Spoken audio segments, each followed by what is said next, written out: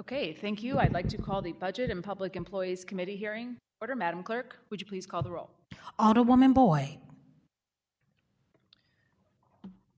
Alderman Odenberg. Alderwoman Velazquez. Present. Alderwoman Sanye. Alderman Aldrich. Chair Spencer. Present. Alderwoman Boyd.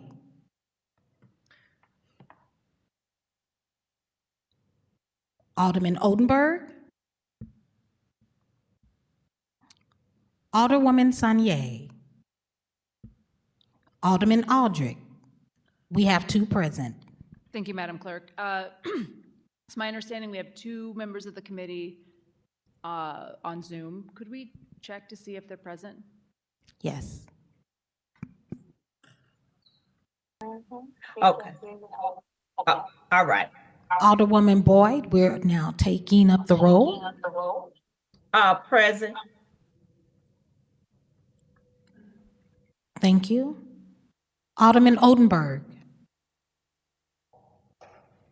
Alderwoman Sanye.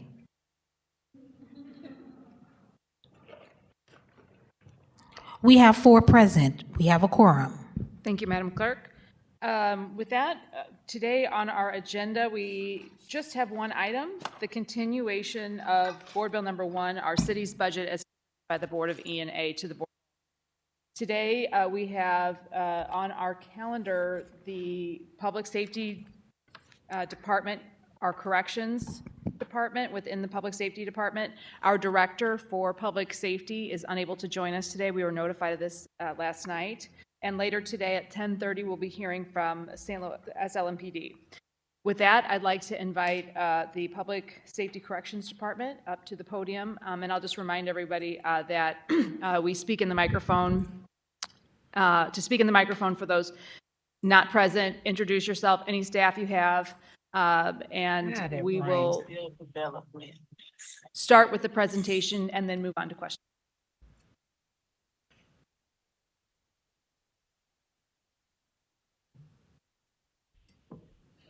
Good morning. So do you have a number from people in Hillsdale? I'm sorry. Let me look it up, Roz. We'll have to put your mic on. And so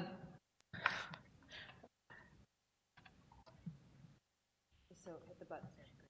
And if you don't mind, we're gonna we'll take your budget presentation, but if you're going through as you go through, just let us know where in the budget books to look so that we can all be on the same page. Literally.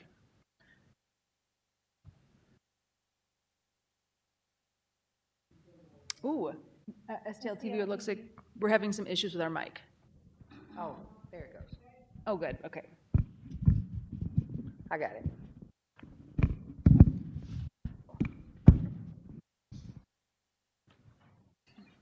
I'm sorry, you wanted me to state my name for the record? Yeah, just introduce yourself and any staff members, anybody else that you have here on behalf of Corrections. Jennifer Clemens Abdullah, Commissioner of Corrections, and I did not bring any staff today. We don't have any oppositions to the proposed budget. You want me to go down line item?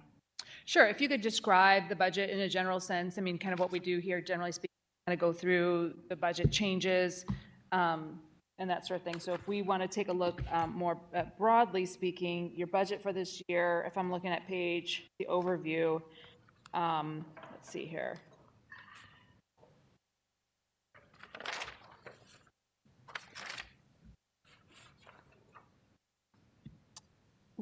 Can you remind me your fund number?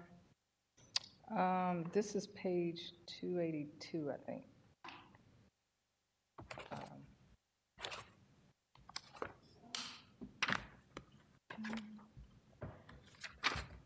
These are very large budget books. Okay. If you look at the top, it's 633. Okay, so 633. Okay, so 633, we've got a requested budget of $40,750,000 and a proposed budget of 28.9. Is that correct? Okay. Can you kind of walk us through, it looks like the $29 million budget is a $3 million reduction from fiscal year '24. Is that right?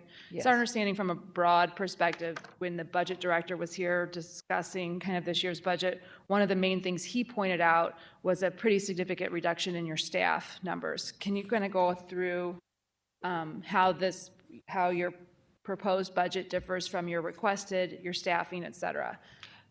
Overall, we were anticipating to fulfill our complement. However, due to the difficulties in obtaining people that are want to work in the environment, that has reduced our budget, and we're okay with that because we understand. And once we get up to our complement analysis, we'll ask for an increase. Okay.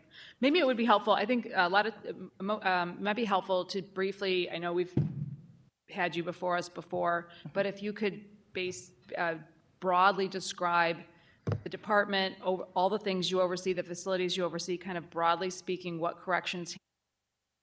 Corrections handles, we have a maintenance department, we have a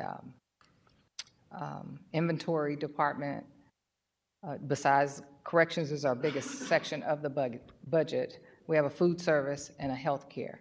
Our biggest part of that, but of our overall budget is probably, besides salaries, is our healthcare budget. And we did get a slight increase in that, which is going to help us. We're like a city within a city. We have, commissary, food service, a lot of things that the normal folks would have. We have it pretty much in a jail setting. We operate on a daily Damn, basis. the meeting has started, 24 but for some reason, we're trapped in like a no man's land. Well, you're here with us, Alderman Don't hear Oldenburg. nothing. We can hear you. I know, I'm Oh, okay. texting. Mr. Oldenburg? Looks, It's from here. okay, could somebody text Alderman Oldenburg? Okay. Yeah, he should be able to control it. STL TV. Can you mute Mr. Oldenburg? Okay, he's unmuted. Alderman Oldenburg, can you hear us?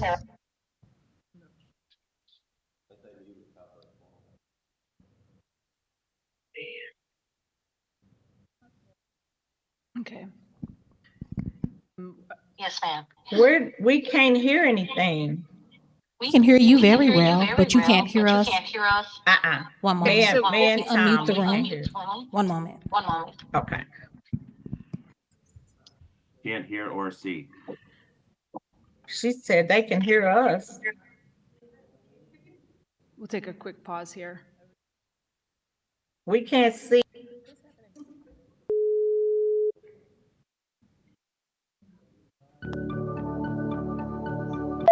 You are in the meeting now. Can you see us?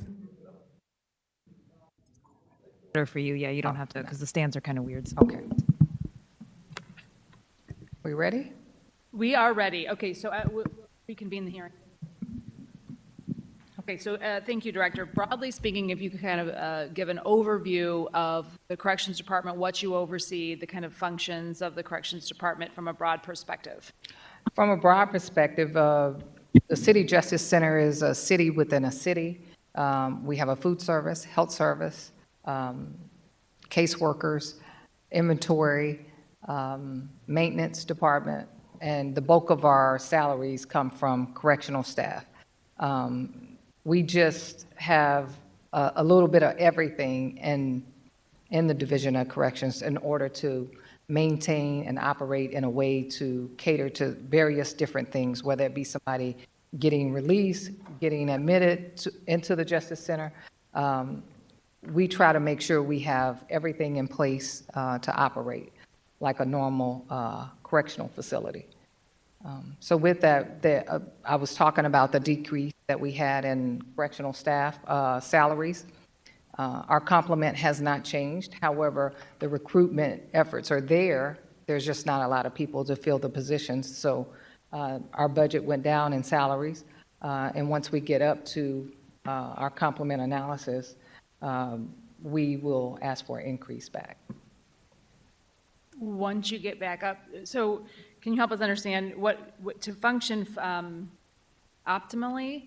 Right now, or I guess I'm looking at last year's staffing.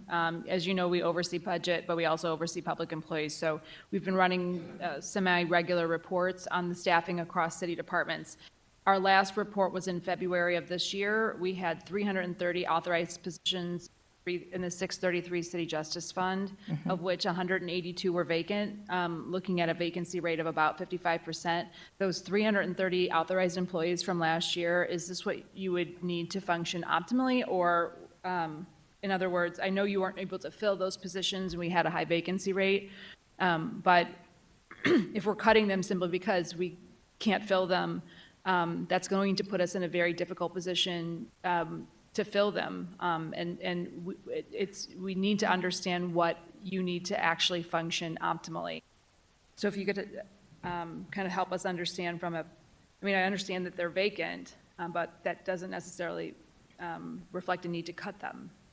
Right. Well, recruitment efforts have been, we are offering a $35 recruitment incentive.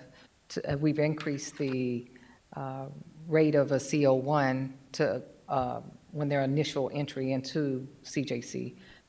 That has not netted the amount of COs that we want, correctional officers that we want, that we desire.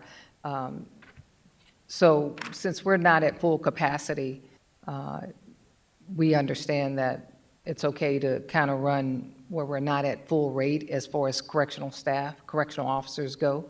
Once we do become full capacity, we will need the particular funding we'll request it back. So if we're looking at a requested budget of 40 and a proposed budget of 29. The vast majority of that cut, it sounds like, is coming out of the staffing positions. Is that correct? Looks like it, yes. Okay. So looking at your staffing personnel schedule on page 285, we have most of the requested staff persons, I'm going through the list here, inventory control, locksmith, et cetera, going all the way down, the majority of which look to be filled. But when I get down to 510, 100, 2331, excuse me, the correction officer, we had a requested total of 198 and a proposed total of 133. That's a $3 million savings for your budget. Is that that's the big cut? Is that what? Yes. Okay. How many correctional officers do you need to function optimally? About 189. 180? 189 is what we've been, that's been our complement for the last 5 or so years, maybe more than that. That's been your, excuse me, what? The complement, the required to run if we're fully, if we're at full capacity. That's what it would take to run the full facility in an optimal way. Are you at full capacity? No, What percentage capacity are you at?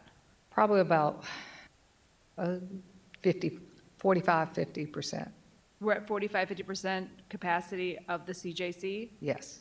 And are you still overseeing the workhouse, for my brain not remembering the technical term? I am, however, it's not it's not going to be utilized for a jail. We're just waiting on the actual repurposing of it, so. But is that facility in your budget? No, it is not. So for the purpose of this budget, we're just looking at the CJC and the function of the CJC, is that correct? Yes. Okay. And the CJC is at 45, 50% capacity? I said 45, 50. I'm thinking about it. It's probably 55%, yes. We have a capacity of about 1,000, and we have about 650. Capacity of 1,000, Yes, and then currently you have 650. yes. So you're at like 65% capacity? Yes. Okay.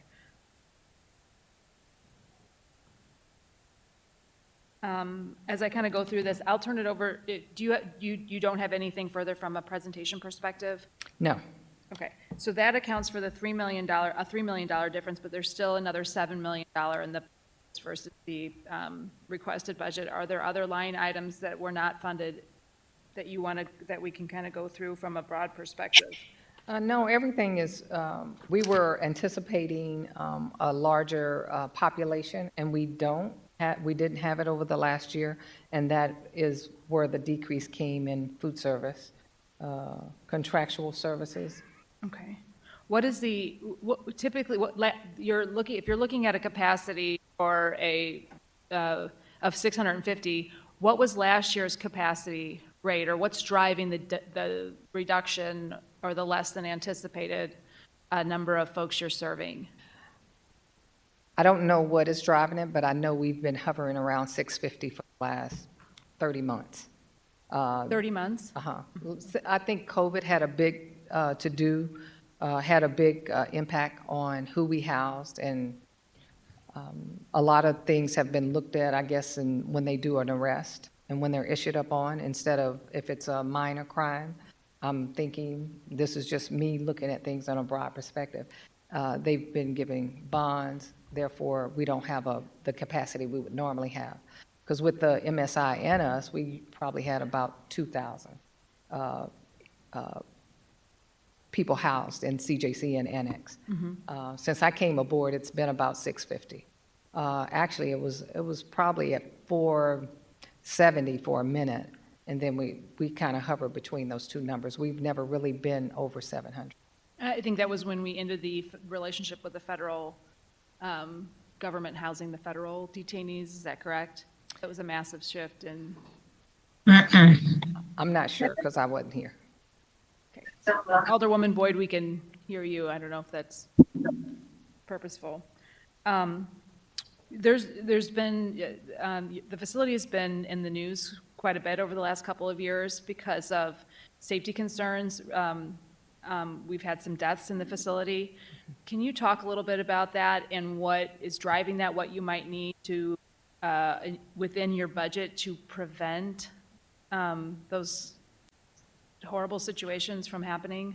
Well, what we have did is increase the healthcare. We got a different healthcare provider, and we increased our healthcare services amount slightly.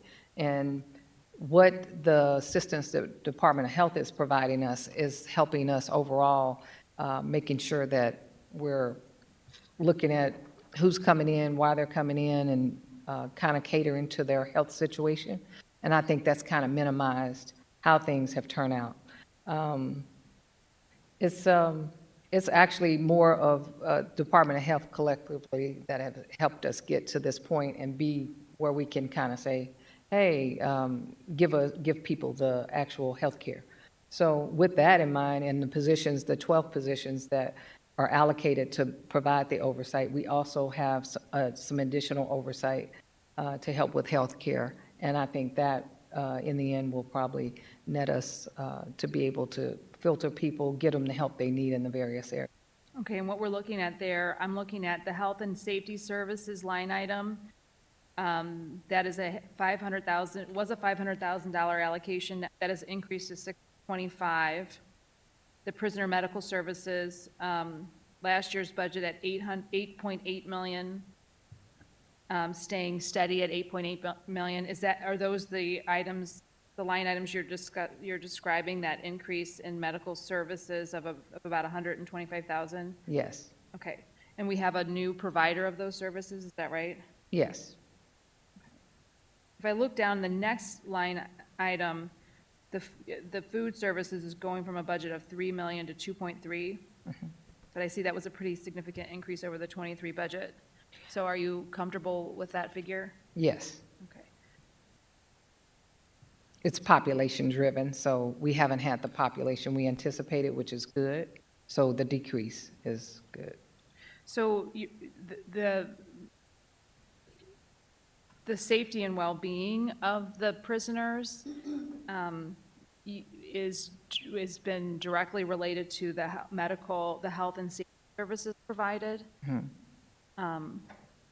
My concern would be the correctional officers and the staffing level, being able to, for example, accommodate medical needs, transportation within the facility from one part of the facility to a medical facility.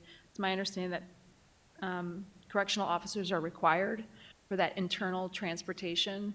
And without staffing in those positions, that becomes an inaccessible option. Yes. Is that the case? Yes. We're working on it. We manage our staff in a way to kind of try to balance the vacancies. However, we've come up with hiring incentives, increase in pay for a correctional officer, and that's getting us some people. So we're just in the process of, since the hiring freeze, we're waiting to get a list right now. So hopefully we can hire up. We're always interviewing and constantly trying to recruit. We have social media, various aspects of trying to get the word out that we're hiring.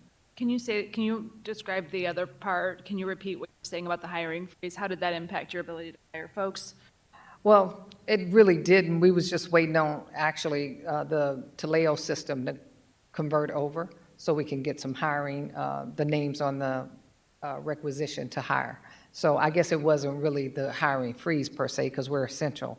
It's more so transferring from one system to another with Department of Personnel. Okay. I'll turn it over to committee for questions. I just kind of want to get a broad sense of the department and some of the broad strokes before kind of going into some of the details. In order of seniority, I'll start with my vice chair, Alderwoman Boyd. Thank you, Superintendent, for coming. I guess the chair pretty much asked a lot of our questions today, but I guess my concern is back to the safety of the inmates that are in the justice system and justice center. And I guess my question, how long are they locked up before they're able to walk around or go to another area or?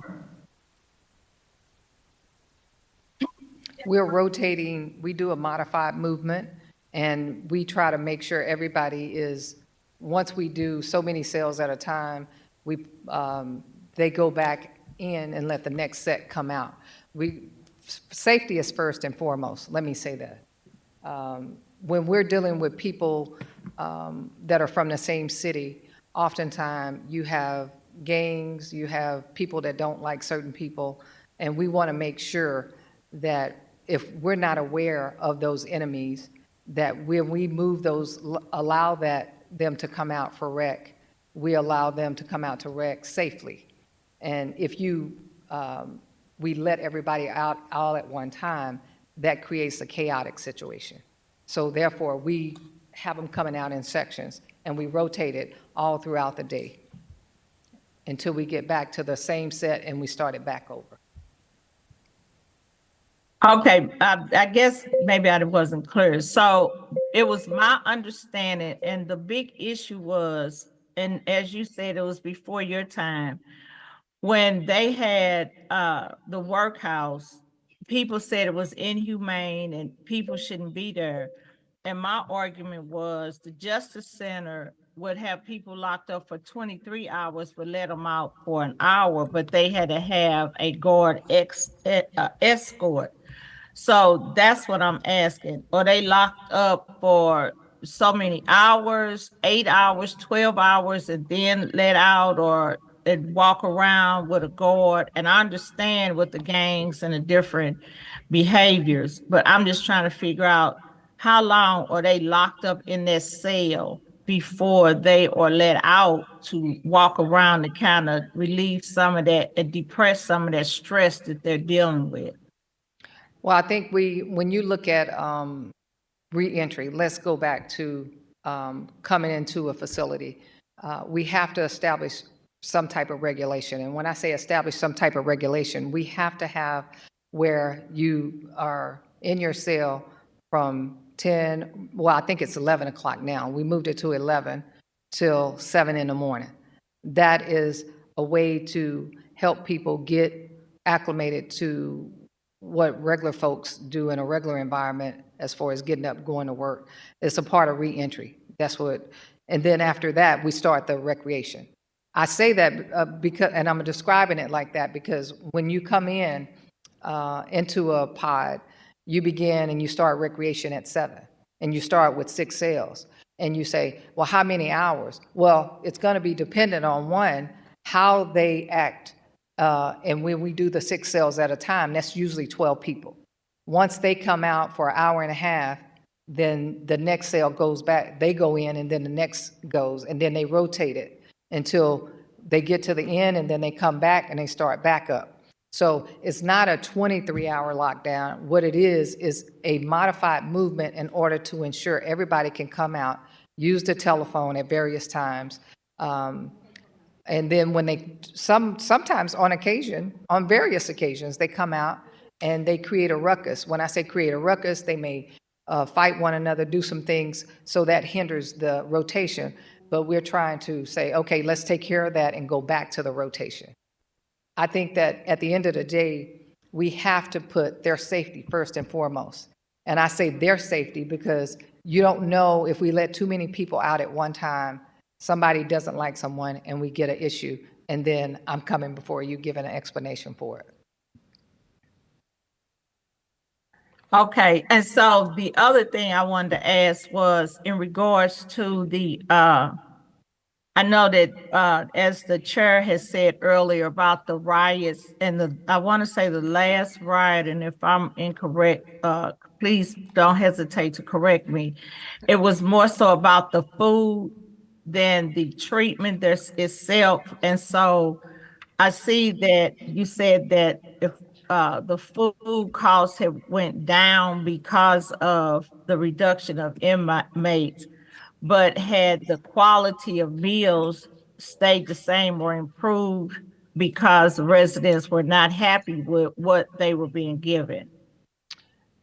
When I first arrived here, I didn't care for the food. I didn't like the way it looked. I didn't like the way it tasted. So I did get a bunch of complaints from the detainees. When I came in September 2021, that was the first thing that I tackled, only because it was the right thing to do. When we found out that what they were serving, it wasn't so much that they were serving chicken, it was what the chicken was made out of. So we began a process of meeting with that vendor and started made them make the change immediately. So we did have an increase in the food budget. So instead of getting partially separated chicken, we began to get chicken that was really like a chicken breast. And so that enhanced what our payment was regarding food service. And that went on, we probably met with them 6-8 months to taste the food, to meet with them to ensure, and I used some federal standards, like for beef, we needed an 80-20, stuff like that. That kind of increased what our food cost was. And then also we wanted to make sure that when you come in and you have a religious diet, we cater to that. That was a part of what we put together. And when our budget was passed, we got the increase we needed. Now, you will see a decrease because that's based on population. We didn't get to the population that we anticipated, which was 1,000. And so we are only at 650. And the decrease that was taken was because of that, not necessarily to do with the quality, because the quality of the food is still there, and it has improved significantly. And when the inmates rioted, when they did the hostage situation, this was back in August, I want to be clear because they didn't ask for better food, they asked for emos. So do we do outside food sometimes? Maybe once, twice a year, but we don't cater to, we don't do outside food internally. So we tried to get to the why of the situation. The why was because they wanted things their way. Prior to me arriving, I found that they were running the jail and they were doing things to one another. And then the CJC was responsible for their actions. So when looking at things, we had to make some changes. And that is what, we changed the food to, when I first got here, to try to make it better. It was better. We got new servingware. We got new everything so that we can ensure that, hey, when they said the food trays were nasty or cruddy or old or whatever, we replaced that. The cups, we gave everybody their own cups, so nobody had to share because of what, COVID. And then on top of that, it's just better, because when you give somebody something, we give them their own stuff, it's a little bit better. Instead of having it go back to food service, they can wash their own thing. But overall, when they did the hostage situation, they asked for it. And we were already serving them food that was decent, because we taste tested it, me and my staff. All right, thank you.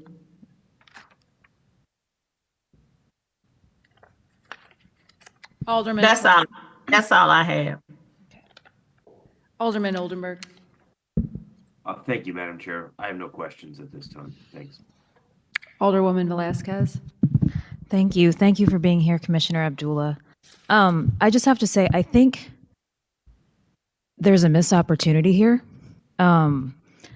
There's been obviously there's been deaths at the CJC, and the budget tends to be an opportunity for us to understand, I think, as Madam Chair said, what you need to be successful. And you've got members of the public here who want to know what's going on. And frankly, the fact that you didn't come in here and paint a bigger picture is a little bit troubling, at least for me, because I'll tell you, I'm new on budget committee and I'm trying to understand, again, ways to help you.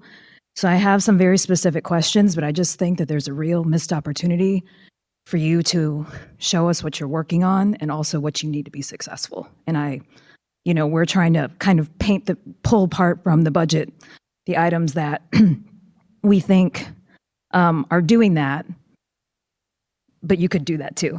So with that, back to the salary discussion, you mentioned that obviously you're understaffed, and I think, as Madam Chair said, that you're pulling the position. So I just want to clarify, I see an almost 900,000 line item increase for overtime. Is that because you're anticipating not hiring those folks and you're not filling those positions, and that 900,000 is in overtime? Well, no, the overtime is kind of a picture of what we're doing. It's not we're not anticipating that's what we're doing. I don't think, because we're not at the end of the year, so it's not encompassing all of the full year for what we actually spent on overtime. So do we have a lot of it? Yes, because of the positions. You want me to paint you a picture regarding staffing. Let me say it to you like this. Nobody grows up and say, I want to work in a jail when I grow up. Oftentimes it's happenstance. You go to college, or you, by word of mouth, you hear about a jail hiring.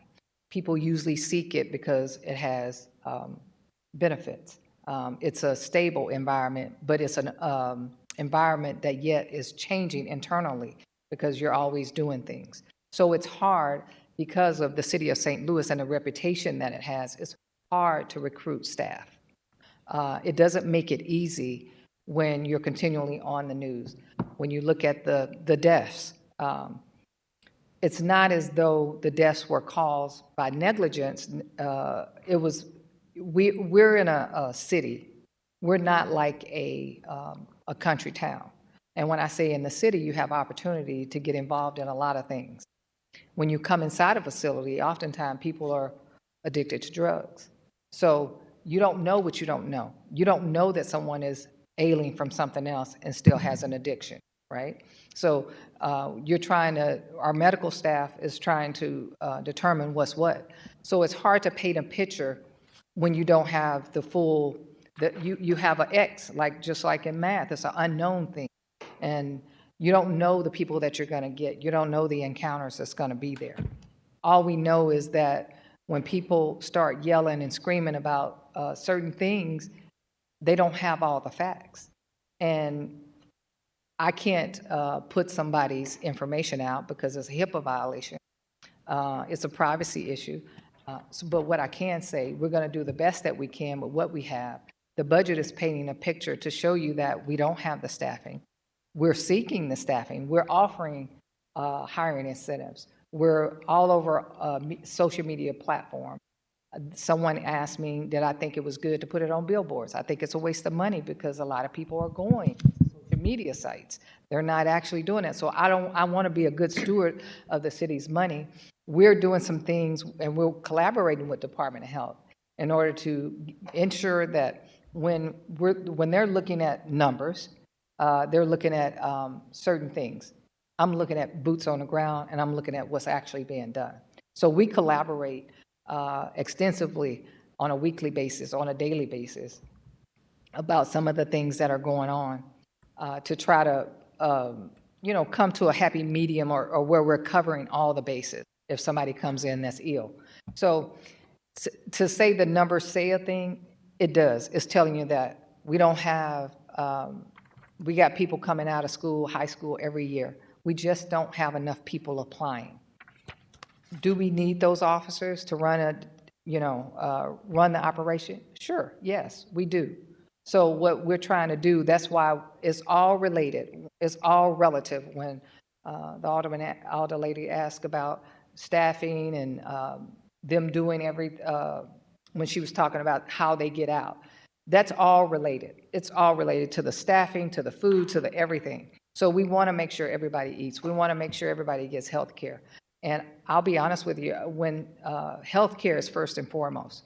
And so when someone comes and they said, hey, we need to look at somebody, we need to do a H&P, a health and physical examination on 10 inmates, and we have to lock the unit down, I would prefer to lock the unit down and get those 10 inmates that need to be looked at, because we may be able to detect something, because they have to do it within a certain time frame. We want to ensure that they meet that time frame. So when you talk about a picture being painted, it's almost like saying, hey, let's walk down the city block and see what we see. It's everything going on. It's all kind of moving parts. And with those moving parts, we're trying to get to a point where we are fully operational with staffing. However, we recognize that we are low on staffing. Our complement analysis says what we need, but what we have is not there. Our recruitment efforts are there. We're doing everything possible.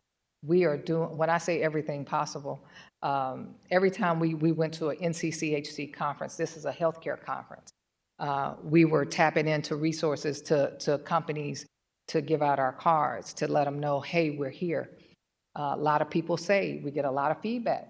They said, you guys are always in the media. Your folks are always talking bad about corrections. We had a lot of people turn down the jobs on the phone.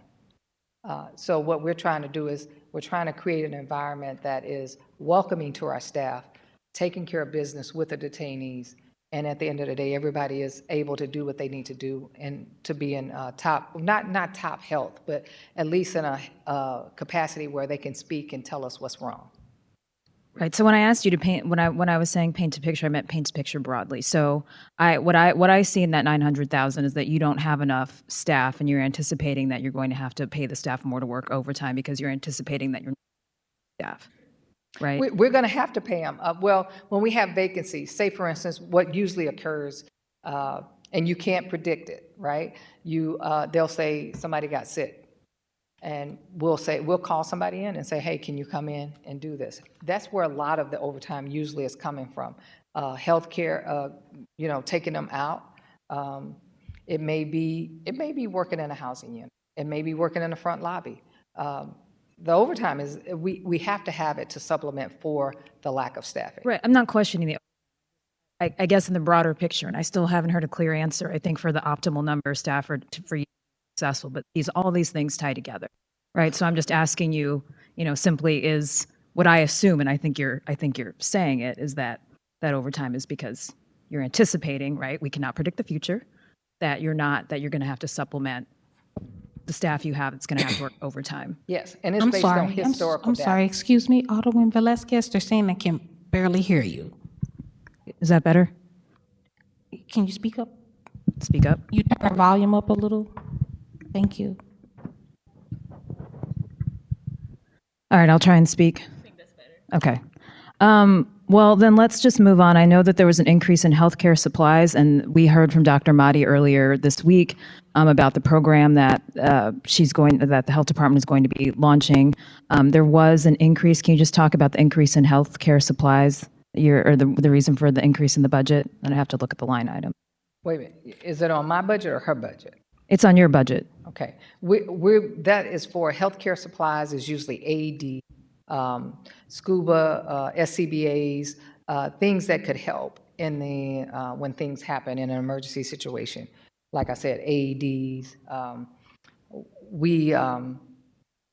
fire extinguishers to ensure when things go off. When it comes to healthcare, it's just not just healthcare stuff, it's stuff related to it. Buying beds, medical beds, things like that. Okay. I have no further questions. Thank you. Thank you, Alderwoman Velazquez. Alderwoman Saunier. Thank you, Madam Chair. Hi, Commissioner. Hi. Thanks for being with us today.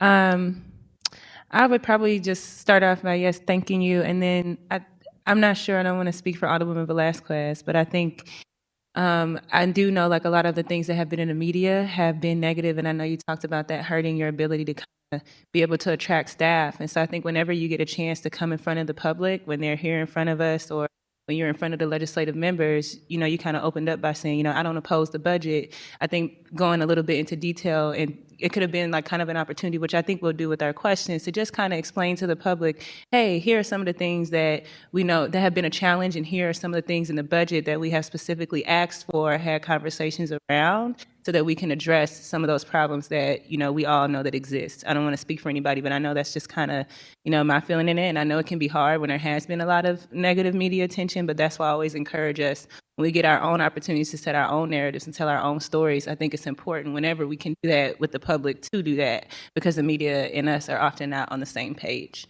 One of the things that I wanted to look at a little bit and maybe have you elaborate on that I think is great is that there is a couple of $1 million difference in the medical care investments between the investment last year and the investment this year. And Dr. Mahdi was before us recently, and she talked about that. So anything that you think, if you could just elaborate a little bit on how some of those resources and that investment will help us to make sure that detainees are getting the adequate medical attention that they need while they're in there. If you could speak to what some of the specifics of those additional allocations, what they would be going to. Are you speaking, which line item, I'm sorry? I mean, several, but particularly there's, and I scrolled elsewhere, so 1 second.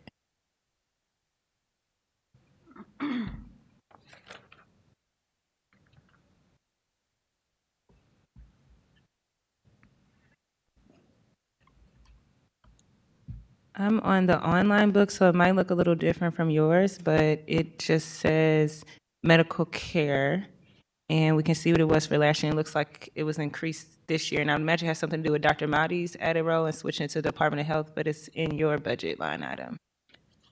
But in general, if you want to just speak in general, I'm sure you've been a part of those conversations. So in general, just using this as an opportunity to talk about some of the specific investments that have been made to make sure that detainees are going to be getting adequate medical care while they're there. Yeah, we got that, those 11 positions, right? So we got a CMO, a chief medical officer. That is helping us look at our contractor, what they're providing, how they're providing. Are they giving us adequate services? Are they giving us, are they meeting inmate health and physical wellness checks? I'll say this, a lot of the things we do that the health department is bringing on board is really helping paint a bigger picture and a better picture to get the help of where we're, because, being a commissioner is one thing, but being a doctor is another. And having Dr. Mahdi involved has helped tremendously. I give her much thanks because it really has put us in a place where we need to be. So in the increases that we do have, when they come and they say, I wanted to kind of invest in a Pyxis system where the medication comes out, but that's a little, it just disseminates the medication. It doesn't give it, in bulk. It doesn't give the medication to the detainee. So I said, well, no, we already have a system in place. So this increase in the various things will help us when it comes to defibrillators or, various things that you would need on the outside, but that we need a correctional grade on the inside. We had oversight come in from NCCHC.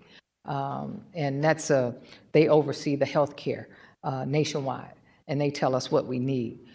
We came and they came in and they said, hey, you need the little setup to look in the ears in certain places, a new medical bed. We bought all these. We're trying to make sure that we can meet or exceed the goals that is set by NCCHC, so we can provide better health care. So these increases are going to help us in the end. In the end, we're going to need manpower. Manpower is what's going to help us get to our goal of making sure everybody's taken care of. Thank you. And I was looking at the prisoner medical services line item. I think it's 5615. So that's kind of what I was talking about, but I do see it, throughout various places. On that same note, one of the things we talked about last year, I think, or actually, no, I don't think last year. I think after Dr. Mahdi was added, one of the things that she talked about when she came before us, and we talked extensively about how a lot of detainees do have substance use and other chronic mental health issues, and so the real need for a real psychiatric medical doctor to be there on site. And at that time, when she was before us, she said that it was basically in a hiring process, and there was a hopeful candidate, but couldn't say too much. Can you give us an update on that? Since that comes out of her department, I'm gonna have to leave that with her. But I know that she's working diligently to get what we need. And they're looking at the setup that the actual healthcare contract has to see if it's meeting, and I think they have some numbers. I'm not sure if they're actually finished. Some numbers about, are we meeting those people that are arrested when they're detoxing? The requirements or what they're needing to kind of level themselves out when they come inside of a correctional facility. Do you know, is the position filled? I guess that was a real update. The CMO is, okay, but I don't know the other ones. I'm not sure. Okay. The other thing that I wanted to ask about, I know we had also talked about. Do you know who the specific medical contractor is, or is that still up for? We have the one we have currently is an emergency medical contractor. It's PCUSA. We're expecting for the medical healthcare contract, the RFP June, I think it's the close date, June 19th, I think is the website says. And we'll be able to know if we have submittals for our healthcare beginning December 1st. And that's so that you can have ongoing medical services rather than just the emergency. Correct. Okay. My other question was, I know one of the things I learned about too in CJC is maybe also kind of tied to the pandemic, but I think Alderwoman Boyd mentioned how long detainees are in a facility, which sometimes can be years. And so one of the things I asked about when we got a tour as a public safety committee and other things was about the programming and, what types of educational and other programming are being offered to the detainees. I did see that your budget has a position for a program specialist, level 2. I did only see one of those in there. And then I also tried to look for specifics as far as what is the programming that's being offered. And I found a line item for education and training services for, I think, $8,000, but I couldn't find much else. So I guess my question to you is, can you tell me a bit about what are the programming and training opportunities that are being involved? And when you were having this budget conversation, and especially considering how long detainees are there, did you kind of look into being able to offer additional training and educational opportunities to detainees while they're in the facility? So we get volunteers to come in. Currently, we have a 24/7 DAD program for the males. We got the Soul Fisher Ministries that come in. They do their programming. We have we have GED. We have which is called HISET. They come in and these programs are free to us because the GED program is through the SLM Public School, St. Louis Public School District. A lot of people come in and they volunteer their services, which is helpful to us. And when it comes to branching out, to giving them something, what we'll use is, say, something that when inmates buy commissary, we'll use that funding and we want to partner with, let me go back. We want to partner with the community college. If we use the commissary funding for that to help further their education once they get the GED, we can help them get an associate's or whatever with those commissary with the money we make from the commissary funds. We don't have a specific line item for inmate training, detainee training, because oftentimes it's done like with food service. They do it in-house, and they'll give them a safe serve, which is what you need to go out and work inside of a food service, right? Serve safe or safe serve, some to that effect. What we want to try to do is we want to try to see if we can get a curriculum together to say, hey, they're working so many hours, they did this while they were here, and get our food service vendor to certify it. These things don't cost us anything because we got those people in-house. If they're already considered maybe a chef or something, these people can maybe be qualified under that. This is something that the feds use, which is also a model that we should use if they're going to be there. But we have seen a slight turnover, and I say a slight turnover. Most people are not there 3 and 4 years like they were before because the courts have been moving. So, which is good for that, that they don't have to come and stay long. But all of the programming that we're doing is either supported by the public school district or volunteers that are coming in. And we encourage people to apply for volunteer, to come in and volunteer, because we do have Reverend Barr that comes in also that does an addiction program. So it's helpful. So to be clear, though, you're saying that the city, like as a city, we don't necessarily spend money on having specific programs available to detainees. I guess my concern would be if things are based off of volunteers and kind of informal agreements. Are there MOUs? Is there something formally that will make sure that those opportunities will be offered on a consistent basis? That's my concern. If it's all informal and voluntarily, how will you make sure that it's going to be consistent and someone can't just pull out? Well, what they usually do is we have a system where they submit their name, application, and what they're trying to do, and we ensure that they come. If they say it's going to be a 6-week program, we ensure that they come every day for 6 weeks, like they're supposed to, right? So we have somebody account for their time to ensure that the program is successful. Because most people that come in and volunteer, they're really serious about their volunteering and getting the detainee tools they can use. Because we can talk about getting giving them some training, but when you don't have the life skills to know how to pay a bill or be able to apply for certain things to get a discount, not necessarily a discount, but what do you call you put in for grant funding for certain things to get services at your home, whether it be lights, gas, or whatever. We like people to come in like the Soul Fisher Ministries, like Reverend Barr, because these are the people that they're coming in and they're giving detainees life skills, and sometimes they're missing that because they forget because they've been in CJC for 3-6 months. And sometimes you just forget the basic things. And so volunteers are good because they're giving them tools to put in their toolbox to help them get where they need to be. I guess, so if we are saving money on programming, I think, I've heard over and over, like people discussing kind of the behavior of detainees. So I would say maybe something to think about in the future. If we are saving money on the programming, maybe there's a way to incentivize detainees for participating in the program. I think that the city should be making some type of investment in the programming happening and in making sure that it's taken up.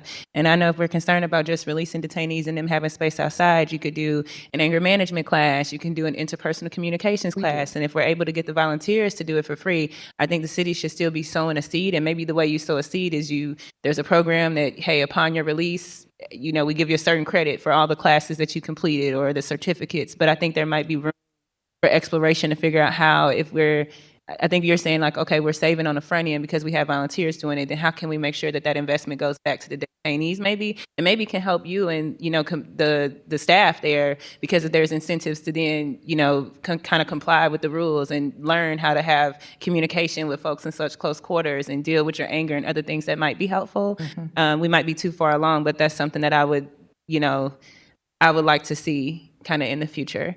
And then on that same note, speaking of just programs, I wanted to learn a little bit more information, especially since we're just kind of talking publicly about how our commissary works and how it's ran. Is the commissary something that is it something that we profit from, or is it? We sell, say for instance, we sell coffee. It may be $1.20. Out of the $1.20, we may get 20 cents, right? We take that, we put it in a pot. We usually buy uniforms, mattresses, things that help us to help them.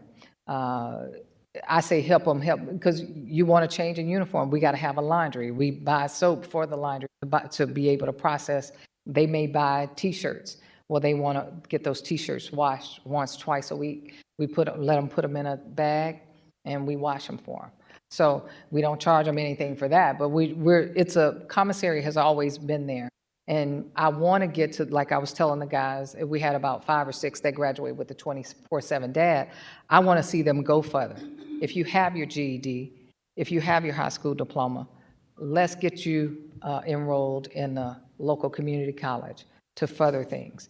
I think that if we utilize it for that, it would be helpful. We just have to, you have to change the mindset. And when you change the mindset, then we can do some things. And that's what I was talking to them about. They were out of a particular unit. And I said, you guys, I'm kind of surprised that you guys finished. We have to realize that sometimes if you're used to a certain things, it takes a lot for a person to change and become and want a program and be productive. So what we're trying to do is just get them in a mindset where we can give them 24/7 dad, we can give them an opioid addiction class, we can give them these little tidbits to see, hey, let's move along. If you can successfully complete this, then we can give you a bigger task and say, hey, let's get you enrolled in community college. And those are some of the things that I want to advance to, but it's going to take a second. And I say take a second because, well, like I say, we got to get them to unlearn certain things. I guess I wanted to know too, like, of course I understand how commissaries work, but the things that detainees are having to buy in commissaries, like, are we charging people for toothpaste or tampons, or, what what types of household items are we giving access to from being in the facility versus that you have to be able to buy through commissary? We give them a hygiene pack every week, and it has soap, it has a toothbrush, it has toothpaste. The females do not have to pay for any feminine hygiene products. Those come by way of the state, and I think they get federal funding, and then it trickles down to every jail within the state of Missouri. So whether it be tampons, pads, liners, whatever, the females are able to get that. Now, if you prefer Tampax versus whatever, then you're able to go to commissary and still get that. Now, we don't really generally sell a lot of it because we give a lot of it to them for free. But is it fair to say that a detainee would not be in a position where they have to buy things for their basic hygiene or needs Correct. from commissary? Yeah, they don't. Like I said, soap, toothpaste, toothbrush, deodorant, pads, all those things are supplied. Thank you. I guess my last set of questions, one of the things that did get a lot of media attention and was kind of talked about a lot was access to the facility, who does, who doesn't. I know that you came before public safety. We had a conversation. I believe you changed your policy. Specifically, I'm asking about the one that was around attorneys having access to it. Because I know we kind of had I got information through the chair of public safety about some of the conversations, but could you speak to some of those changes? So the phones for the attorneys are allowed back in, and the paper pass is closed. But when they say, hey, we need to give them a document, we do open up the paper pass, let them have access to it, and then close it back. Because that way we keep that attorney-client privilege open for them. So each attorney would have to request, they just need to let a guard know that I need to pass the paper, and then you guys want to do it rather than leaving it open, period, during a visit. Right. We just don't leave it open for it's just a safety and security issue. But right now, from your policies, because I do understand there's another department that has done some other policy changes, but from your policies right now, there's nothing that's keeping an attorney from bringing a laptop or any electronic equipment or passing papers when they need to. Correct. Nothing prohibiting them. Okay, that's great, because I'll just let you know, I did file a bill, Board Bill 11, that is tied to giving attorneys access. I think it's aligned with your changes, but I just wanted to flag that while we were here. Yeah, they have access. Okay, thank you, Chair. Thank you, Alderwoman Sonier. Alderman Aldridge.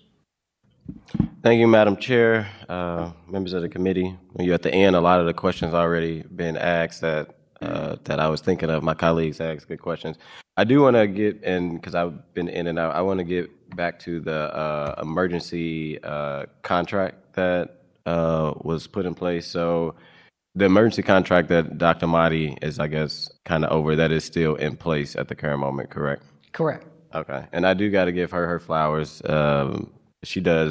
Mahdi does great holistic work. So hopefully with her being in place, like you say, I think in your time of 26 months, it's been about, what, 6, 7 deaths at the jail? No, it's probably been about 9. About 9. Appreciate you being honest. So hopefully with that with Dr. Mahdi being over, it's less of that.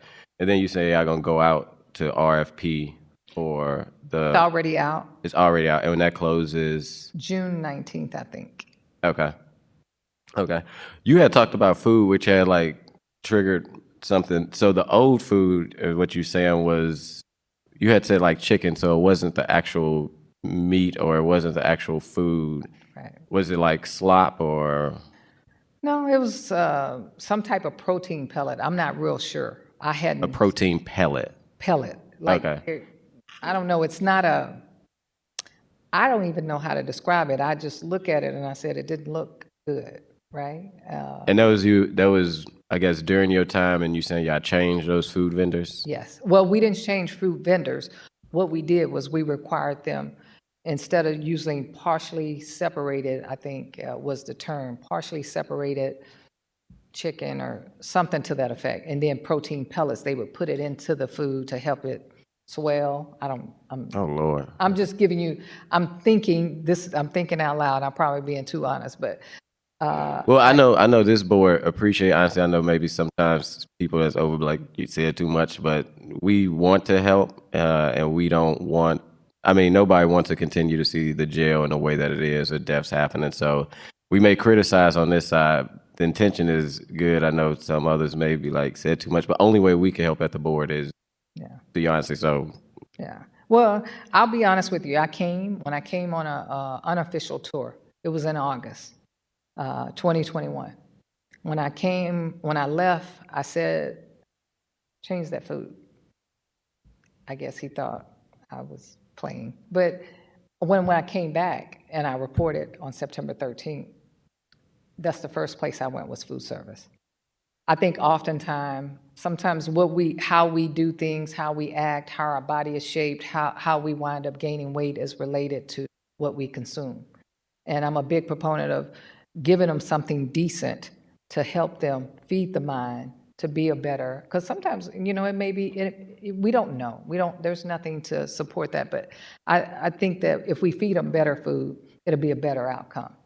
So it has really helped them, and it has been better. And how many meals they get a day? Is it breakfast, lunch, dinner? Breakfast, lunch, and dinner, and those with diabetic, they'll get a sandwich, something that is made from food service. Okay. What was my other ones? I got a few other ones. So how many correctional officers do you currently have at the moment? Correctional officers, and is that ones we have about 85 is the most update number I think I got. Around 85, 83, 85. Is that correctional officer 1? Yes. Okay. And then correctional officer 2s, is those people that also monitor pods, or those like supervisors? Yeah, they come in and may relieve the CO ones, the correctional officer ones. They help maintain order, cater to if the detainees need something, they help with the CO ones. Okay. And there's always word with the budget of when, I guess, it's put in and when not, because under correctional officer 1, it looks like you ended the fiscal year with 71, not 85. Yeah, I think this was back in April. We've hired some people.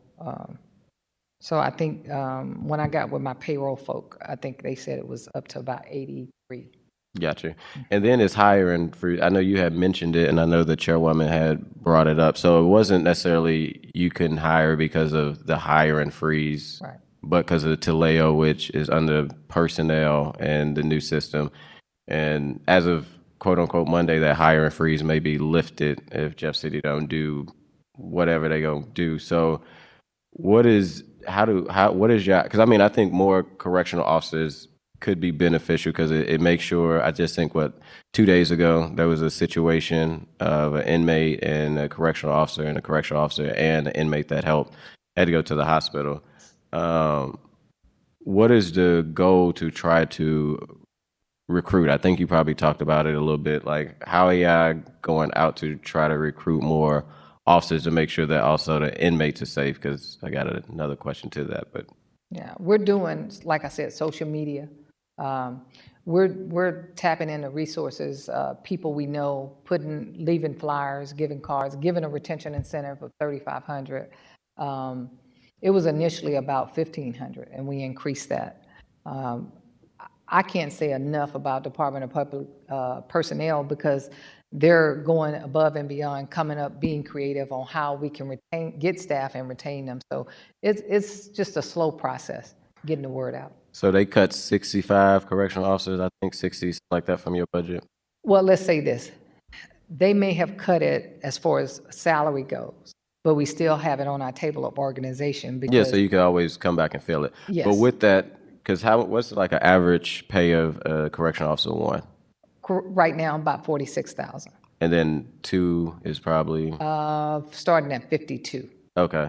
I was just asking that with that cut, is there any thought, and this committee has been talking about it, because clearly for several years, probably even before you, the correctional department hasn't filled the level of what they needed to. Same with police. I know they'll be in here next. They, a lot of these departments ask for all these positions, but, never get to that level because instead of working for the city, I could go work for Clayton, or I can go work for a private industry and make more money. Is there any thought with your cut of those positions of trying to potentially use that in a way of more pay for correctional officers to keep them or retain more? It's always, I don't know if you know it, but I always ask personnel to increase CO1, CO2. So I'll go back to the well again. Right now, I think we're ahead of St. Louis County, St. Charles. And so I heard they went to the board, their folks and got an increase for their correctional officers because we came up and we were meeting or exceeding what they were. I think at the end, we all have to keep chugging away to say, hey, let's get a better environment, a safer environment that's going to help us recruit better staff. And in the end, I think it's just getting the word out, but getting the word out not in a negative way. That's going to help us recruit folks. Yeah. Well, I know we also stopped at 3% raise because of maybe potential of the earnings tax, but I hope the mayor end up deciding to put that back in. I know there's plenty of lawsuits that is pending your way from either families or from just multiple individuals. Does all those lawsuits, which city taxpayers eventually got to pay for it, do those come out of your budget where we're able to see them, or does that come from city council? I don't know. I can't answer that. I don't know. Okay. I'm not asking about like the individual lawsuits, but just were those. I was curious if that is, do y'all have a pot in y'all fund for lawsuits, or is that probably a city full pot for all the lawsuits? It's probably a city pot. I've never seen.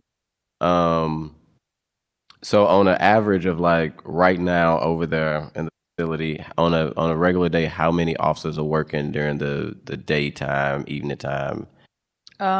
It varies because during the day you may have 25, right? Because, people's rest days. In the evening time, it may be 20. It may be 30. It just depends on how many we got scheduled, how many are off, because FMLA plays a role, vacation plays a role, lack of staffing plays a role. So it may go from 35 to 25 to 20. So on a good day, we say it's 35 and it's about 600-ish inmates, you said? Yes. So I want to kind of get back to the question of the rotation. So before the pandemic, inmates used to all be able to be out together, correct? Mm-hmm. And you're saying after the pandemic to keep people safe, which the pandemic is now kind of gone. We're gone. We ain't wearing masks. Like, we all in contact.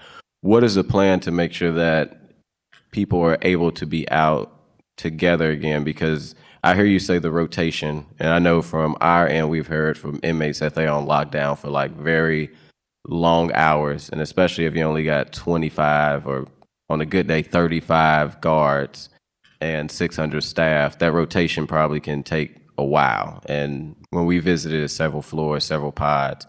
So is there a plan to try to minimize, I think when you keep somebody locked up in a pod for a long time and they don't have nothing to do, some say, they've been in pods where it's just not safe or healthy due to whatever reason, you're going to end up making people turn up and get upset where we see the riot. So is there any plan to try to get inmates out back in like they were in the past, where maybe they have more time out of the pod than in the pod? We want to. We have a desire to allow it to be like it was, where you have 60, 70 people in a pod out. It's not safe to do so. I'm saying that from a standpoint of this. I can't say names, but what I can say, there's litigation. There was some things went on in a pod with everybody out. And I'm gonna tell you this, I would hate to have my relative be in a pod with 60 people and people standing up talking or whatever, and because you're there, you're trying to manage a situation. You're trying to manage all these people out in the pod. If my relative was followed to his room and things happen, then the agency, the city, is responsible. Doing it as a rotating like this, we ensure that they are safe.